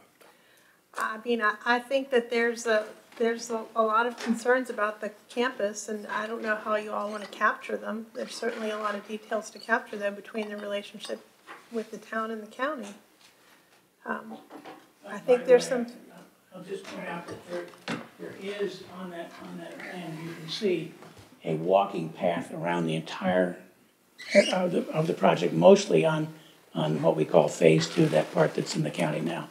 And it will be a walk through with little footbridges in the wetlands that we preserved, in the stream that we preserved, so on that from the very beginning I said that I want to be able to make the wetlands an asset in this process, so that children like Sharon was talking about, children can come over there and have a project in the stream or whatever, people can take a walk through there. I think it'll be terrific, and it's the kind of thing that could easily end up hooking up with the mayor's goal here in the town to have a walking trail that surrounds the town. I mean, we have a walking trail in the town, as you know, partially right now, and so we're trying to make this a community project. That's. And then I'm not sure if that belongs in the contract either, but certainly mitigation for surrounding landowners that may be adversely affected by the project, because it is such a wet site. I know that there have historically been issues at Jeremy's property, and you know, anecdotally, it has a long history of being a flooded site. And so, what would be the impact on surrounding properties? We've recommended denial of permits before as properties that have a lot of water take on more and more materials that aren't permeable. Creates runoff issues. And Ms. Smith, Steve Plesk, I'm project manager and I'm an engineer. I'm sorry, I did make a deal that if I didn't interrupt you, you wouldn't interrupt me. So I would say that we have just, you know, refused permits for reasons like that in the past. And it's certainly something that we would want to make sure we had resolved for folks in the neighboring properties at the outside of the project. Yes, sir. Thank you. So we've thoroughly studied the site, and as one lady pointed out, yes, there is a floodplain in this area.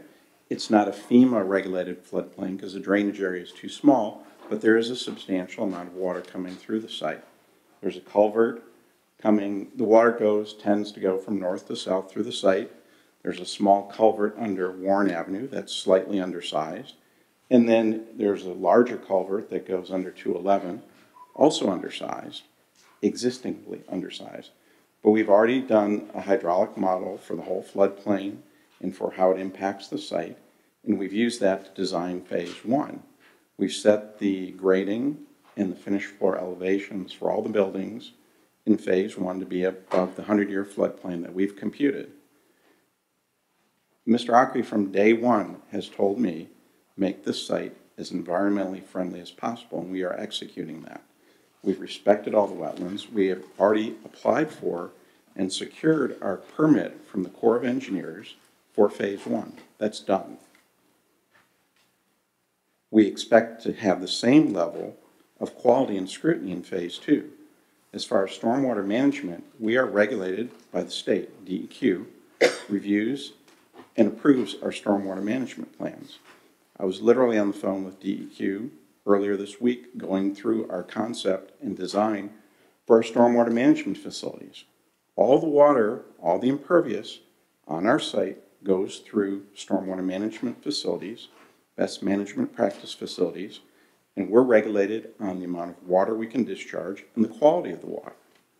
We will not increase the water going downstream. In fact, if anything, we control it better than the current conditions, the way the regulations are written. So we are not going to make it worse for the downstream owners. We're not going to impact water quality negatively. And we are regulated by the state, and the town also reviews our plans. That's all in process for phase one. Same level of detail, same level of scrutiny, same high environmental standards we've done in phase two. Mr. Ockery correctly stated, we've surveyed the property. We know where all the good trees are. We know their size, location, all computed with coordinates. We're very sensitive to dark skies. Dark skies requirements were required by the town for phase one. We wouldn't expect anything less for phase two. So for the record, that's a 10-year storm to meet the state requirements, and you've used probably the energy balance equation. Would you be willing to design for a higher frequency storm, 50-year storm or something? We meet all the current DEQ standards. Our plans will go. I know what the DEQ standards are, and it rains harder than that a lot. So are you willing to design for It doesn't rain harder. I would take issue with that. What we're finding with global warming is the frequency of storms, of larger storms, occurs more frequently. The rule of thumb used to be a 100-year storm only happens once every 100 years. We're seeing that happen more often because of global warming. But the impact from the engineering standpoint is you look at the amount of impervious. Where do you take that impervious? All of the water is going to go to underground vaults, similar to how the post office was constructed. We just don't take the water and dump it into the stream. I understand how it works, but you're doing that for a 10-year storm. Are you willing to do it for a higher return interval storm? Why would, you're asking us to go above the DEQ regulations? For what purpose? You don't have to. I'm just asking if you're willing to. There are downstream impacts. Predictably, it rains more intense than a 10-year storm. I mean, that's just how statistics work. So I'm just asking the question. 10-year design storm for that is what the current state standards are, and we think those are applicable. We do consider other conditions. For example, the 100-year storm is what we use to set our building finished floors. There's also regulations that say you should put your finished first floors above the 100-year flood elevation. We're going to do that.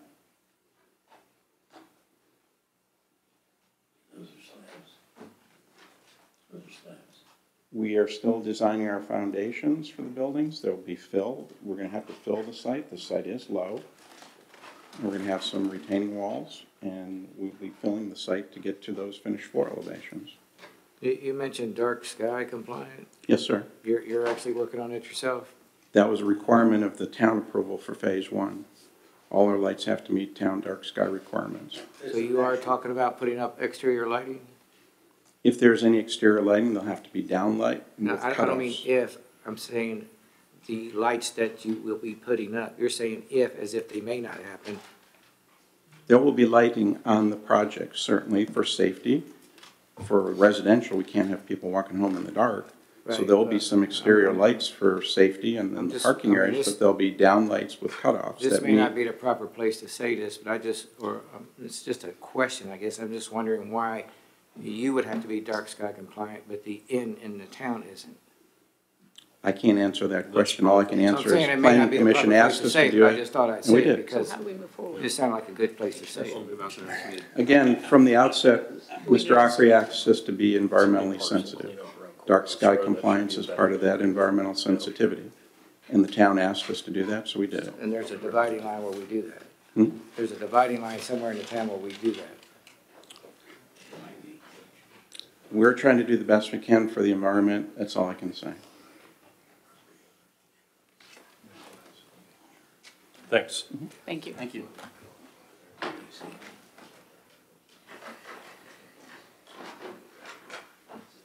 I just had a question for him.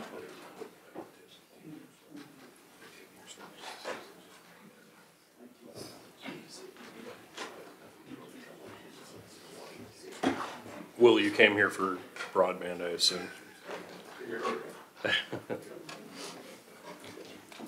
Our broadband man. Streaming at home is not good. You were gonna stream Netflix, but it wouldn't. Gary, you got my question? Yeah, I think that'd be something you'd talk to the town about, not Mr. Ockery. Okay, all right. Yeah, I just had a question about Courthouse Row and any parcel cleanup that could be embedded in an agreement, so we'll talk to the town about that. Thank you. So next meeting is with the town and the county? No, I mean, I said this before and I'll say it again because I think it's important. I'd like a draft that reflects what we'd like in an agreement.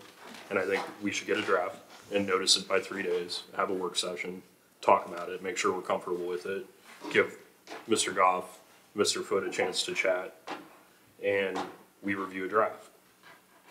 And whatever happens after that, I suppose we can sit with the town, but I do feel it's important that we focus on what we want in the agreement first, is my suggestion. Do you agree? I think that the only way to make it go forward is Right. to have something on paper that is, it doesn't have to be to, give them a little breather. It doesn't have to be, 4,262 square feet. Right, yeah. It just has to be. Pin it in generally. Right, generally not to exceed a certain amount of height, I think is probably what I've heard tonight is that's a big concern is that I guess maybe it's partly because, forgive me, I'm unfamiliar with the height restrictions in the town of Washington. So I don't know if the mayor knows the answer to that, but whatever that whatever that is of course the baseline we'd be working from. So we can just get assurances of that, and then a general idea in like bullet form as to what was intended for the use. Then I think this board, my client, can then say after a working session, yeah, let's propose this. I guess that's the stage we're in right now. And of course, this meeting's borne fruit because we know where that is basically based on your sketches and your presentation tonight as to what the use proposed actually is. So that's how I would advise my client to go forward, is to look at something that Mr. Ockery's attorney and I have both agreed is appropriate to present both to this board and to the town planning commission. Do we have any idea how long that will take? Is that before or after the zoning work we talked about earlier? Yes. Well, I've got Spring Institute this next week, so I'm out for 3 days. And then I'm gonna take a week off after Kavanaugh sentencing. So it'll be the week of May 1st, maybe, whenever Mr. Foote could. But we have the bones. We have the bones that Mr. Foote put together, presumably with the former town attorney. So we can start there, and then. No. Sorry? It was just me. Oh, it's just you? Okay. So, yeah, but that agreement I think is a great starting point, and we embed in that agreement what I mentioned last time and what my colleagues have mentioned tonight, to the extent possible, that we can identify specific. And I would hope that all the members of my client, all the individual members, have had their say tonight as to what they may want in this agreement, because if you don't tell me, I don't know to put it in there. Yeah, and like I said, I'm not going beyond what I said. You told me what you said, and then everybody seemed to agree to that last time, but I just want to make sure that we've got, that we're speaking with, you know. I think Ms. Smith raised the question of possible revenue sharing for any meals and lodging tax revenue collected on the part that's in the county. So if you want to add something specific, we could at least put that in there and let the town decide whether they could agree to that. And then that's why I asked about any kind of parcel deed restriction cleanup, and what Mr. Foote had characterized previously as lifting of covenants, and frankly, I don't have a handle on those details. So we lifting of what covenants? The mainly on the old church building over here. Old church. The deed restriction on the old Methodist church and the town hall. It's already in the draft agreement. You're in the draft. Okay. Yeah. And then what was this about the stormwater runoff mitigation? That didn't come from a board member, that came from the county administrator? It's a question. We can talk about that. Okay. Okay. And then the other thing that I know came up very early on, and that I continue to wonder as a member of the building committee, we will need some additional water hookups for county buildings, presumably in the next decade. I think the church will need one. Any kind of, whether we end up doing meeting space or courthouse, I would say we'll probably need 3 or 4 additional access. Yep, for the county water and sewer, and I think that could easily be embedded in any agreement that we reach. And I think what we need to do is, when Mr. Foote and I decide to try to schedule a meeting, is we have to get the town attorney to come to that meeting too, because we need to be able to speak to the town through their attorney. That's reasonable. So as soon as you can get all that done, then we'll notice it and have a work session and then move on. Hey, get these people pretty guilty, and they're gonna let you. It's your other job. All right. Anything else before we move on? Thanks a lot for coming. Okay. I'd like to take a 5-minute recess if you don't mind. Thank you very much.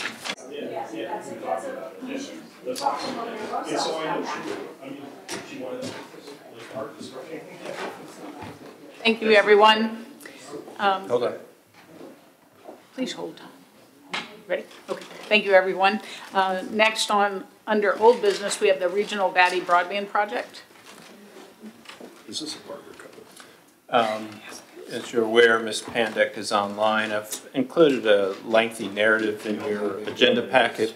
Before you get started, you should convene the Broadband Authority. I'd like to convene the Rappahannock County Broadband Authority for a joint meeting with the Board of Supervisors.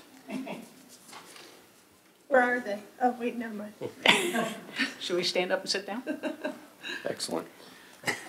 Let's not forget to adjourn that meeting when you're starting Yes, this sir. conversation. Thank you. As I noted, there's a rather lengthy narrative provided within board docs, and the very general perspective is that Chantel participated in the reverse auction for RDOF to low bid of the opportunity to provide broadband services in a certain portion of the county, the southern area. And in doing so, they offered to the federal government to provide wireless broadband using several towers of undesignated height in that area. The Board of Supervisors and the Broadband Authority agreed to participate in a regional VATI application with the Northern Shenandoah Valley Regional Commission that would bring fiber to the home to unserved buildings in the county. That project application included the structures in the RDOF area that was won by Chantel. And so it would provide fiber to the home rather than wireless services. I think someone just went downstairs. So with that basis, Chantel has subsequently read the room across the state and have decided through their various investor calls and indicated that they are exiting the wireless market and focusing on fiber as well, although I think they may still have a blended program in some of their other areas. They have approached the 4 counties who are part of the regional VATI application, which are Rockingham, Frederick, Fauquier, and Rappahannock County, within which they have 1 census blocks. And they've asked those counties if each would be willing to support them in their waiver process with the FCC. Chantel must ask the FCC to be released from the bid with the RDOF process. When the VATI grant was awarded, it was awarded at a somewhat lesser value than the $97 million that was originally requested, I believe 95 point something million, and that difference represented the RDOF area. DHCD has since told the 4 counties, well, all 8 counties in the regional agreement to include the 4 counties, that they will restore the grant to the full amount requested if the counties support Chantel in their waiver request. So that introduction leads us to the documentation that has been passed between Chantel and the counties for development to signify the county's support of their waiver process. And the end result includes the document that is shown on the screen and attached to the documents, titled Declaration of the Counties of Fauquier, Frederick, Rappahannock, and Rockingham. And don't think I need to read it, but it essentially states what I just said, that the state has committed now to contingently fund the full $97.21 million so long as we support this waiver. And all this document really says is that we support Chantel in seeking the waiver.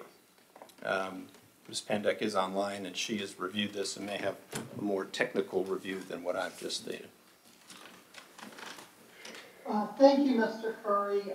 Members of both boards, I have reviewed the document. Mr. Curry has been quite thorough in going through for the background of the document, and I believe it's in a form that both bodies can approve it without any risk to the localities, and specifically to Rappahannock County. I'd be glad to be more detailed, but that's my sum conclusion.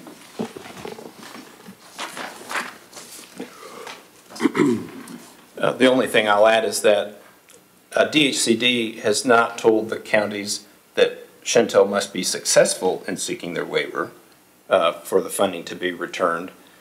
DHCD has told the counties that if we support Chantel with a declaration such as this, that they will resupply the funding. And so this step and this step alone is what we've been told by DHCD is necessary to restore the funding back to what was originally requested, the $97.21 million, and which will cover the unserved locations in the southern part of the county. So Chantel wants out, as you said, part of their corporate strategy here, right? Right, and they've asked us if we will support them in their efforts with the FCC. Can I interject a question? Yes, sir. We're saying that Department of Housing Community Development will restore the approximately $2 million for the RDOF areas of these 4 counties. Correct. $2 million for the 4 counties. Correct. For their RDOF area. For the RDOF area. The other counties did not have RDOF areas with Chantel. We had, I believe it was 895 addresses. Do we realize that we're talking just in Rappahannock County? I don't know about the other counties. We're talking about basically quite a bit of both Piedmont and Stonewall Hawthorne District just in this county alone, and we're talking about restoring $2 million for RDOF areas in 4 counties. 895 addresses, I believe it is, in Rappahannock County. In Rappahannock alone. Yep. So these numbers that All Points have put out have never made any sense to me, and this is even further proof of it. I just want to get that out there so that y'all are actually, looking at it. It's not just 895 passings, it's 895 passings where they have no backbone currently.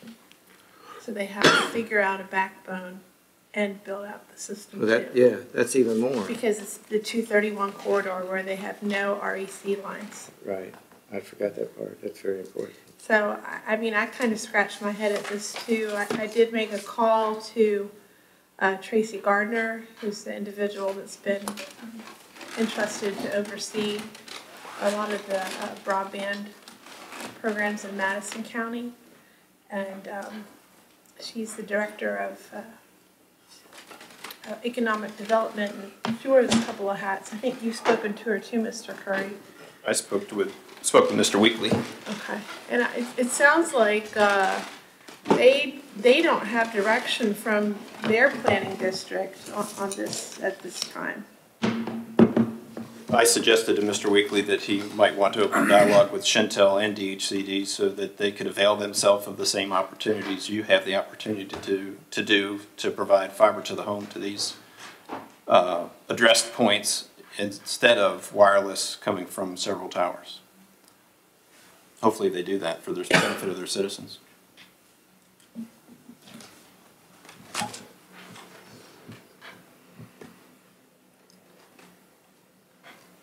Mr. Frazier, can you you just made a very interesting monetary point. I wonder if you would mind, to borrow your joke, just repeat it. Yeah, I can do that. Yeah, because I want to make sure I got it. In the meantime, I'm pulling up the documents. Right, well, we're looking at 895 houses in Rappahannock alone. That's what they were talking about. And we're talking about 4 counties, we're talking about $2 million that was taken off the total VADI grant to the 8-county region. So they're talking about adding back $2 million, but in Rappahannock County, it's $895 homes. And like I said, as Mrs. Smith pointed out, the problem therein is that a lot of that area has no fiber backbone that REC is building out. They built their fiber backbone through Rappahannock by coming down the 522 corridor to Spurryville, and then from 522 back down to the Flint Hill area substation. Then they proposed to go through Flint Hill to Front Royal and somewhere branch off and head down Crest Hill Road into Fauquier County. There's no fiber backbone for All Points to use in that area, and we're talking about Rappahannock alone. If you were to simply divide the I was gonna get ready to do that, but if you take just the 895 residences that average something like, let's just say a typical Comcast installation, if it's already running down the road, would be $4,000 or $5,000 a piece. Let's just say 4,000. So understand this is only about 30% of the total cost, right? It's the state's share. Yep. I understand that, but there's no way that his numbers work. It's closer to because if 6 you were just talking $4,000 per home on 895, you're talking $3.5 million right there alone. And he doesn't have the fiber backbone here. So none of Mr.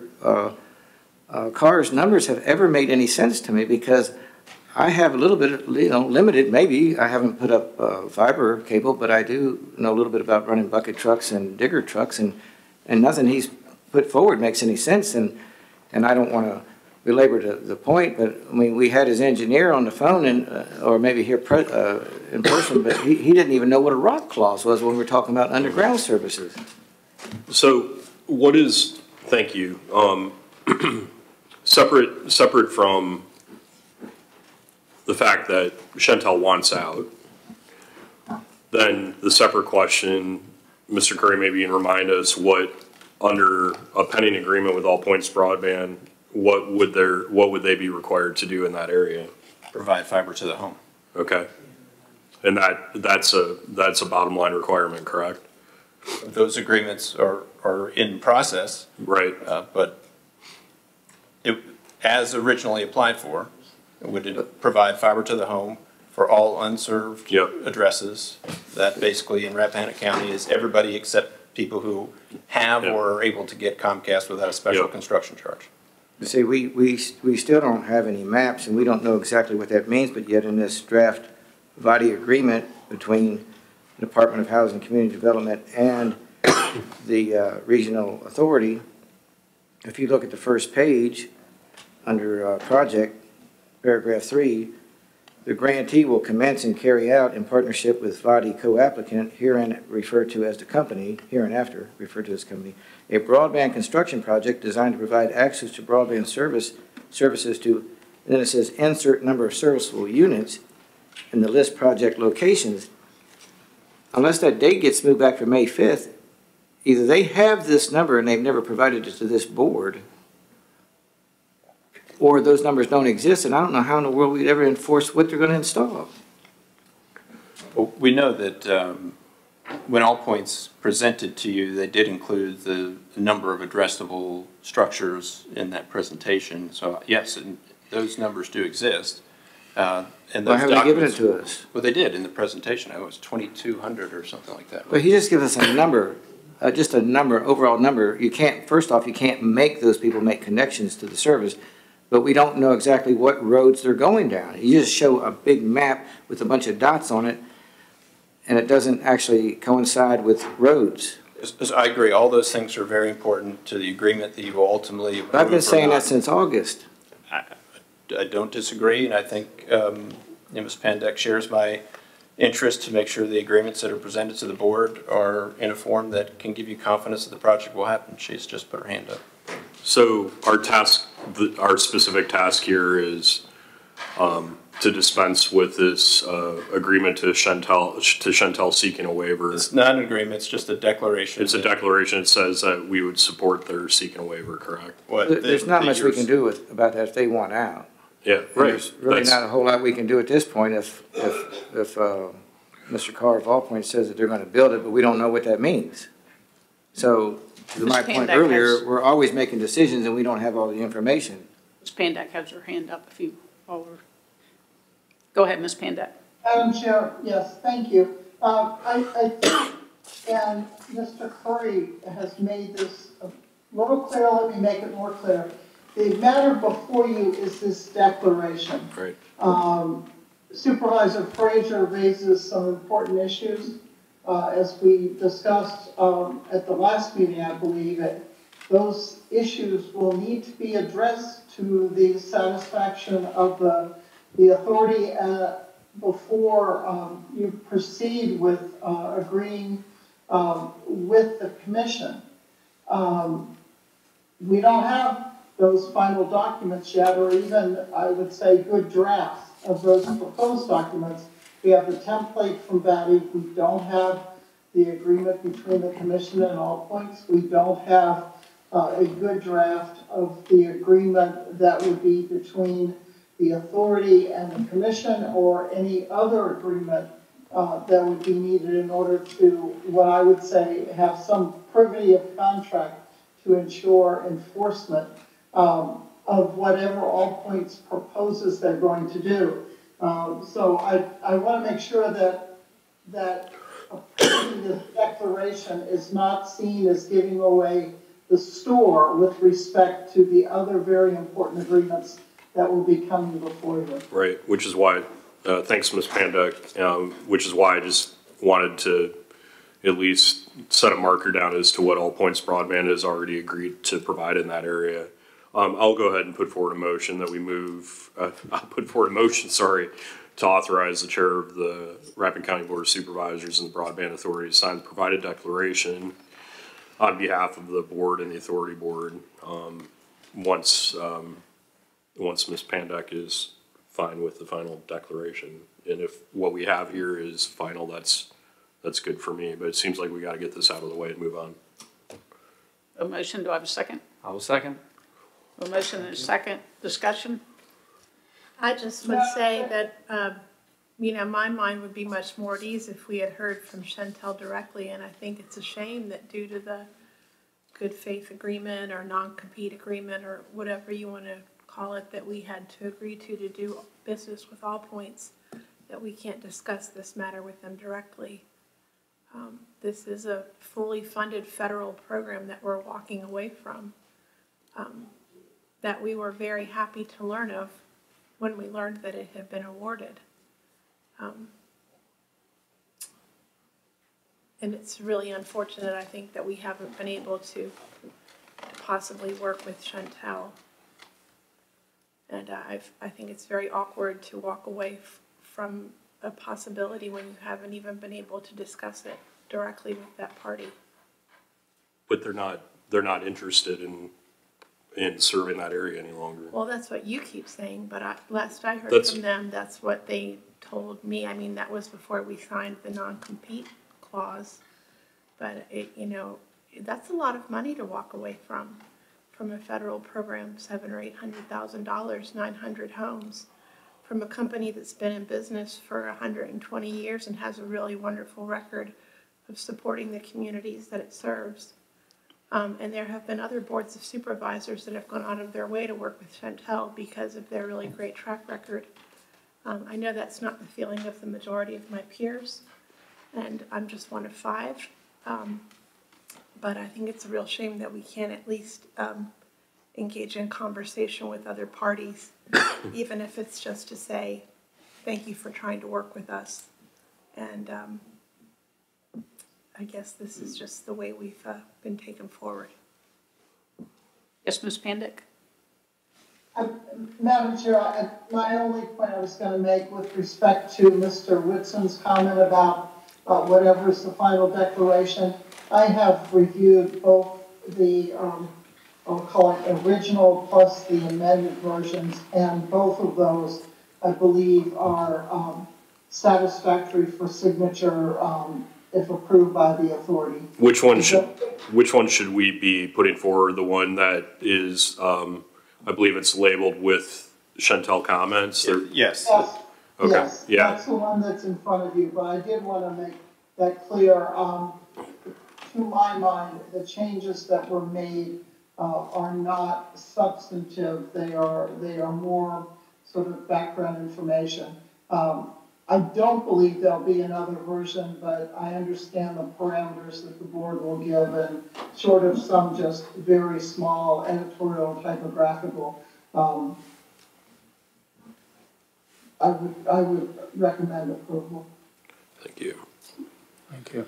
Now, are we voting on this as the Broadband Authority, or are we voting on it as the Board of Supervisors? The motion was to authorize the chair of both bodies, because I think we're both convened right now. I don't know if administratively that's the way to do it. Or if you need me to amend the motion for... I don't think you have to take 2 votes, but I'll defer to Ms. Pandek. I actually, Mr. Curry, I think it would be prudent to take 2 votes. This declaration is going to be signed by the counties, but I think it's useful to have the authority vote on it as well. So if you don't mind, if that's not inconvenient. So which hat were you wearing when you made the motion? Well, I'll start with the broadband authority. So put forward a motion that we authorize the chair of the broadband authority to sign the declaration inclusive of Chantel's comments and inclusive of any final non-substantive changes that Ms. Pandick might have to make to the document prior to sending it out. I will second that motion. Okay. We have a motion and a second. All those, do you want a roll call? Do you need a roll call? I think it'll be clear, but. Okay. All those in favor say aye. Aye. Aye. Aye. Opposed? Nay. I'll put forward a motion that we authorize the chair of the Rappahannock County Board of Supervisors to sign the declaration as presented, inclusive of Chantel's comments and any additional non-substantive changes that Ms. Pandick might have to make prior to issuing the document.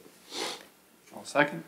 More a point of order than anything, but if we're doing business as the board, shouldn't we be doing that business through the county attorney?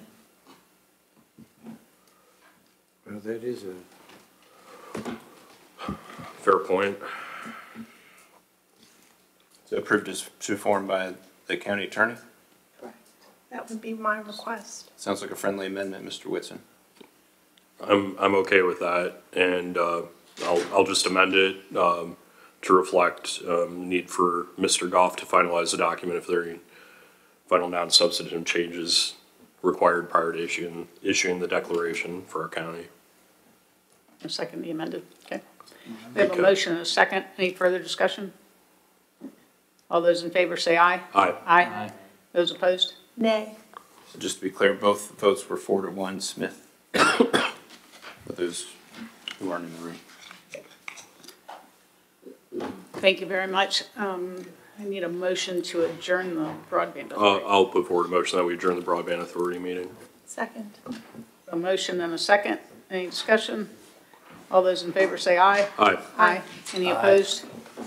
Thank you. All right, Thank you, Ms. Pandit. We're ourselves again. All right. I'm sorry. I mean, but you weren't here for broadband, were you?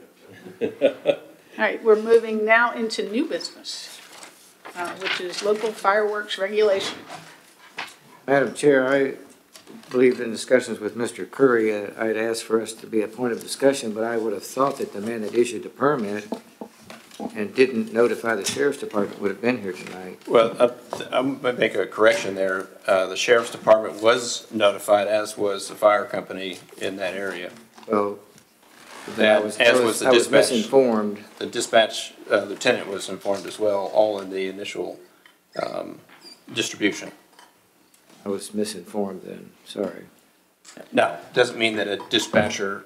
But I didn't wasn't say, informed. And I took the heat for that I should have, when he copied me on that, I should have sent it to the board to make sure you were aware. But I was going to say, it doesn't mean that a dispatcher didn't get the pass along information, and that is a process correction that can be made to make sure in situations like that the pass along happens. However, perhaps the conversation should be, should you have situations where such a notification should take place in the future? And maybe the answer is no, based on your interest in having a local ordinance that would significantly curtail the opportunity of citizens and different groups from holding 6-hour-long fireworks. I can't speak for my colleagues, but local ordinance or not, I would like to know something of this magnitude before my phone starts blowing up with text messages. Understand. Okay, does anybody here know what the North-South Skirmish Association is? The North-South what? North-South Skirmish Association. Sounds like there's cannons involved. They have a few. He knows about it. Well, I was helping a family member move from a property within sight of that facility. They've been there since the early 60s, I believe it is. I believe the property is now, and Chuck, you probably know better than I do, but it's about 150 acres now. It could be larger. They acquired a 50-acre parcel nearby about 10 years ago, maybe or less. But they were over there shooting. And it's really not that loud. And they have cannon competition. There's a saying in the movie, Gods and Generals, where Porter Alexander is quoted as saying that a chicken couldn't cross that field. He says he didn't remember making that comment, but anyway, when you go up there and see the targets, a squirrel would have a lot of trouble if he stood still, standing up. But anyway, we didn't really notice any noise over there, but at my phone, I'm getting constant text messages. My wife is fielding calls at the house because we had no idea that something like that was happening over there. Nobody knew it was fireworks until it started getting dark, or they got a report back from the Sheriff's Department. But the Culpeper County Sheriff's Department was getting calls as well. No one really knew where it was because sound travels kind of weird through that area. And I'll say this, I live on Viewtown Road. Most everybody knows that I live on Viewtown Road. And twice I've heard trains on the farm. From where? Culpeper? Has to be. Yeah. So I asked a man who's never lived anywhere else except within a mile of where he lives right now, and he's in his 70s, has he ever heard trains? Twice I heard trains, and both times it started to snow within an hour, right? No, seriously. Yeah, so I asked him this question, have you ever heard trains? And I thought that he would just stare at me and say I was crazy. He said, well, Daddy used to come in sometimes and say, come on, boys, we got to bring some wood up and put on the porch because the snow's coming. Oh. The old man heard those trains. That's wild. So that's a phenomenon that's called it's an acoustical phenomenon. It's a mirage, acoustical mirage, I believe is the phenomenon, and that happened a lot during the war between the states, when they were supposed to shoot a signal gun, and then a force was supposed to start their part of the battle, and it happened with both sides, and they never went in. They never gave support to the other side, the other group that was fighting. So it's a process that actually happens sometimes in the field. So just because you're here doesn't mean that you can hear something that's over there, where at the same time you can hear something over there really good. And what was happening was, if you will, the North-South Skirmish Association, where I was on that Saturday, it was a low level as far as atmosphere is concerned, low-level sound, because it's all close to the ground and it's against a backdrop of hills. Whereas this was being shot up in the air over top of people's houses, and it was not low-level. It was boom, boom, boom, right above their house for 6 hours. And I came back home about 6:30, 7 o'clock that night, and that's when I could hear it firsthand. So I really think that we need, as a board, to look at adopting something, but the one from that I reviewed from Gloucester County really doesn't do the job. Attached links to several different counties, and then one of your speakers provided a copy, I think, of Fauquier as well. I've just handed you a copy of what's on the screen, but it's Code of Virginia, Section 15.2.974, and it seems to give you a lot of leeway. I thought that you didn't have quite as much leeway, but it does allow you to issue permits for ... and any additional terms and conditions as may be prescribed by the locality. So I think that gives you a lot of room. Now, there is, just behind me, Fire Prevention Code already includes many of the most critical requirements regarding like distance back from the shell, depending on the size of the shell. And I also attached that to the state's changes to that document here. And so you don't have to recreate all those things. And it already provides for significant protections that most have to follow anyways. the permits that the county has issued heretofore have leaned on the state code as our authority to do so. Arguably, without an ordinance, we have no authority to do anything. Right. But we just did it because we thought it was the right thing to do. And when it comes down to the life safety aspect, we figured better to do that than have an incident where somebody's injured. But we can't get into telling somebody they can do a show or not do a show. We just felt like referencing state code, we could say, well, if you're going to do it, you have to be so far away and you have to have insurance and things like that. When was this added to our? I can't recall if it was done before I got here or not, but in my tenure, I worked with Mr. Williams to standardize the application, and he and I discussed the need to have a local ordinance, as I enjoyed in my last locality, and it never seemed to rise to the top of the pile, though after you have a 6-hour show, and none of us thought that it was going to be a 6-hour solid show, but apparently it was. It's now at the top of the pile, and so you have many opportunities to copy other people or portions of ordinances from other localities that you think are good for us. And you know, duration is a big one, and people talked about wind. That might be something you want to allow or not allow. Although I think when it's windy, I understand the devices flare out very quickly. So there's a risk, but then there's less of a risk. I think Ms. Hunt provided as attachment A key criteria for consideration, and I really applaud her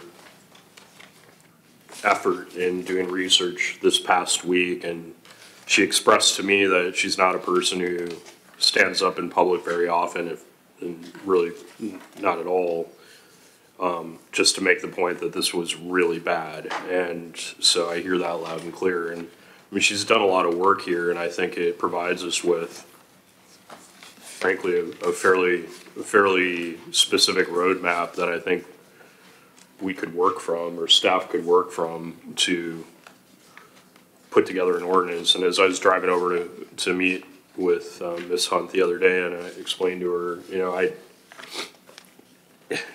property rights are really important, but as we talked about, property rights of everyone are important, and this was adversely affecting the property rights of everyone. As Mr. Frazier said, it was below the booming shells that were shot high and far.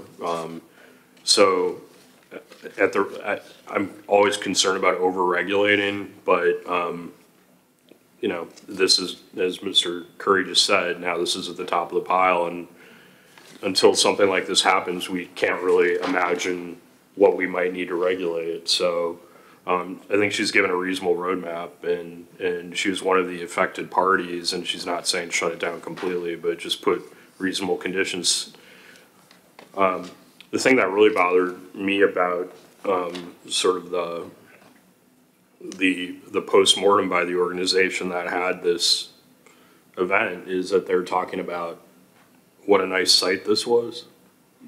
And I think that the notion that this could be a repeat thing gives us some urgency, and we're not in the business of accommodating people who, for their entertainment, are going to ruin the quality of life of our citizens. And none of these people were taxpayers except the landowner that provided the property. Yeah. So I hate to overregulate and kind of engage in knee-jerk regulatory actions, but this is, as Ms. Hunt said, this was really bad. And so I think we start in possibly with her outline here and see if staff can put something together in a nimble fashion that we can review at our next meeting and advertise it for a public hearing after we're all comfortable with what's embedded in it.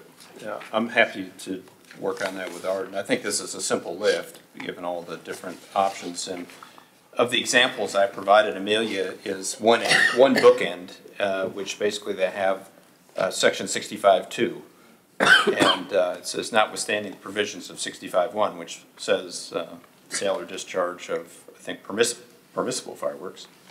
The county administrator or designee shall have the authority to issue permits for display of fireworks to fair associations, amusement parks, and by any organization, that's state code.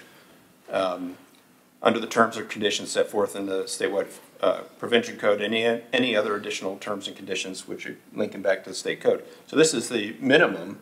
If you say that, then staff can issue any kind of permits, but the board might want to pin it in tighter, and so then you can look the other end of the spectrum. Albemarle has some more details in theirs where the ordinance itself pins in certain things: time of day, duration, wind, and those sort of things. And so the board can provide a little direction on which end of that spectrum you'd like your ordinance to be. Then we can bring back for you a draft, or maybe a couple different drafts. You can pick how you want to go. Well, I thank you, Ms. Hunt, for all the hard work you've done and a ton of research. Yeah, I haven't been sleeping since it happened. and understandably. And without a reliable internet connection. So that's right. We're working on that. And I think, you know, being an agricultural county, animals don't like fireworks. Cows, horses, dogs, livestock do not like fireworks. And so I personally would go towards the more strict end of this. I think that the benefits of doing such things are outweighed greatly by the cost of doing them. So I would go for stringent. I think that the fireworks on 4th of July are awesome. On a big occasion, they're great. But the public is notified. People know. And if they don't, well, they say, wait, what is today? Oh, today's the 4th of July, right? I'm going to be up till 10:30. But that should not be happening on a Saturday or Sunday. Unless it happens to be 4th of July. Unless it happens to be the 4th of July. Right. Or New Year's Eve. It happened last Saturday too, but it was much shorter, only 30 rounds. Yeah. So I think it's just possibly an oversight, and now it's come to our attention. The other thing the state code and through allows you to do is it attaches misdemeanor to violation. So if you fire without the permit or property owner to imagine so, yeah. So that will have more of an impact than the group. So any sort of ordinance really is only as good as its consequence, and so. And enforcement. Enforcement. How do we separate the individual that's celebrating somebody's birthday versus a commercial? Well, in the state of Virginia, that individual, unless they have their pyrotechnician certificate or whatever it's called, can't buy anything or use anything that explodes, flies, projects. They can have something that basically says emits showers of sparks, and that's all they're allowed to do. Unless you go to South Carolina. And then bring it back illegally. Right. So it's really not going to have any impact, because by the time you've got a 20 to 30 minute duration max, I think you're talking $5,000 or $10,000 for that type of person. Right. So it's just not going to happen. By the time the sheriff's deputies get there, it's, what are you talking about? Yeah. Right. Well, and I think that's come up in some of the conversations surrounding this event. Some people have a knee-jerk reaction and say, well, if you don't want to hear, fireworks, don't move to the country, because you'll hear fireworks and four-wheelers and shotguns and an occasional, Tannerite. That's another story. I'm not trying to go there, Gary. Well, state code says you can't restrict Tannerite in these similar sections. Yeah, or bottle rockets might be what I was going for. And so that's, so we're not talking about those things. Those things are not what we're talking about. We're talking about 6 hours of incessant, loud, commercial fireworks. And I just have to say on the record, as much talk as there has been about dogs and livestock, I have some disabled veterans that live in my district, and had this happened in their backyard, it would have been a catastrophic event. Wow. Yeah. And so, to me, it's not only that we did not have the mechanism or the foresight to stop this, It's that we also didn't notice it appropriately. And in my opinion, we should have learned that cautionary tale from the town of Washington. Because that was a large part of the complaint about their fireworks, is that nobody knew when they were going to happen, and so nobody had was adequately able to prepare. They would just start going off, and dogs would be in the yard, and the dogs would run off, and people would drop their teacups and those sorts of things, because they had no way to anticipate when it was going to happen. And this not preparing citizens for the event and giving them the opportunity to say, hey, what's going on the property next to me before it happens? That, to me, is really where the ball got dropped here and can never happen again.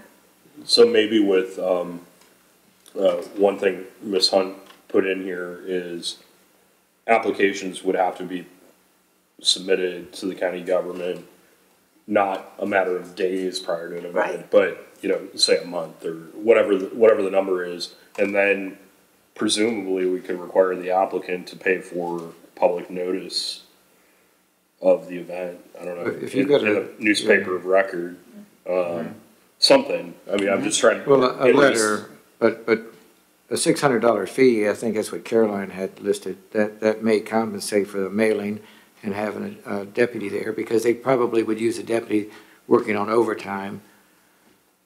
I might charge a fee and use that fee for a newspaper advertisement, but if a deputy's going to be there, they can pay a deputy off that's not on the job to do that. I wouldn't. We've had events here where they paid overtime for a deputy to work on or off time, but the deputy was in uniform, was a representative of Rappahannock County Sheriff's Department.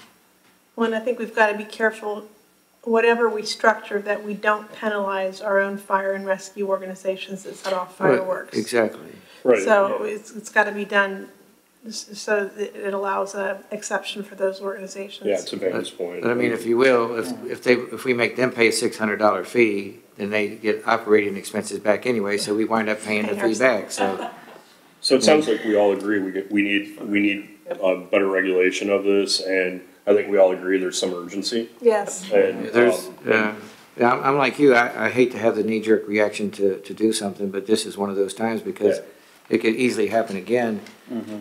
And while I don't mind hearing the trains, that was a great story. No, but it's true. I mean, amazing. Not everything I say I should say, but anyway, that is a true story, and acoustics are very important in this area. Yeah.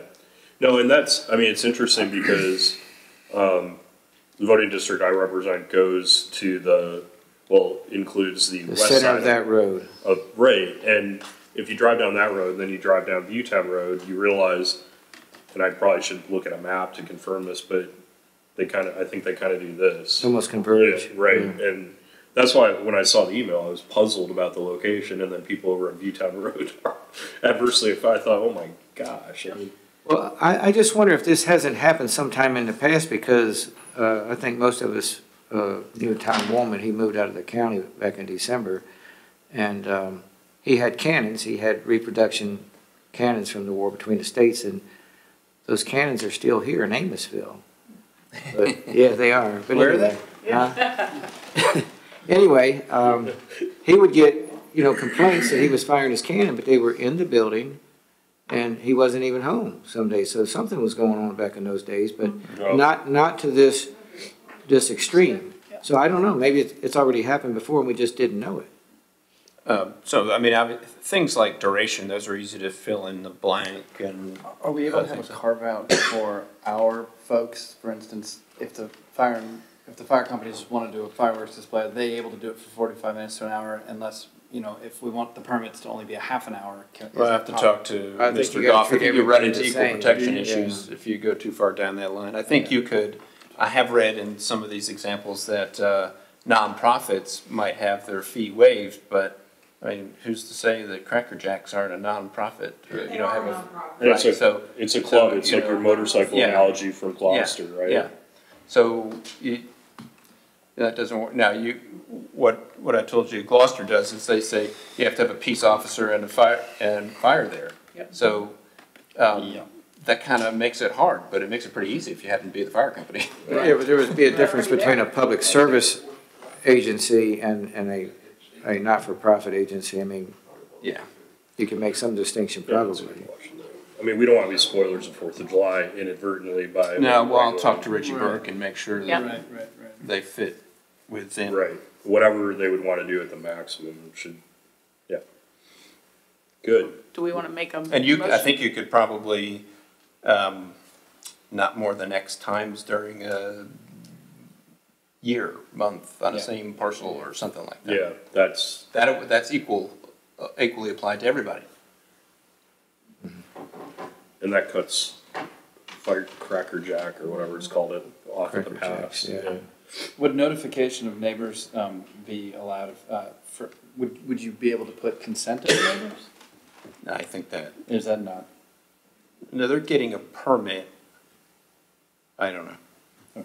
Just consent of the neighbors? I mean, it's, It would be very hard to do that, I would think. conceivably, you could require a public hearing before the board, and the board issues the permit only after, but, and do you want to go down? I didn't read anything like that in any other. No, I'm just thinking about smaller parcels, you know, and just.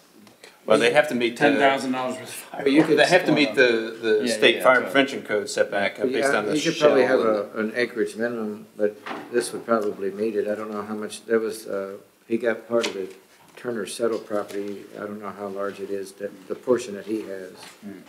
But that was a pretty good sized farm at one time. The code has a little table that, depending on the size of the shell, you just start multiplying and the setback keeps growing. Yep. Right. If it please the board, then I put forth a motion that we instruct the county administrator to work with the county attorney in expeditious manner to bring back a draft ordinance that we can review for publication at the May meeting. I'll second Mr. Frazier's motion. We have a motion and a second. Any further discussion? All those in favor say aye. Aye. Aye. Any opposed? And just to be clear, I'm hearing notification's important and detailed versus the other end of the spectrum. Right. Yep. And then hopefully we can just review the draft, finalize it, and advertise a public hearing and be done with it. Yep. Sounds good. Do I hear them? And allow the public to inform your eventual considered decision. Yeah. Yes. Oh, of course. That's what I meant. We'd be done with it after public input. I'll put forward a motion that we adjourn. The motion, do I have a second? Second. We have a motion and a second. All those in favor say aye. Aye. Aye. Any opposed? Thank you very much. Thanks. Thanks for everything.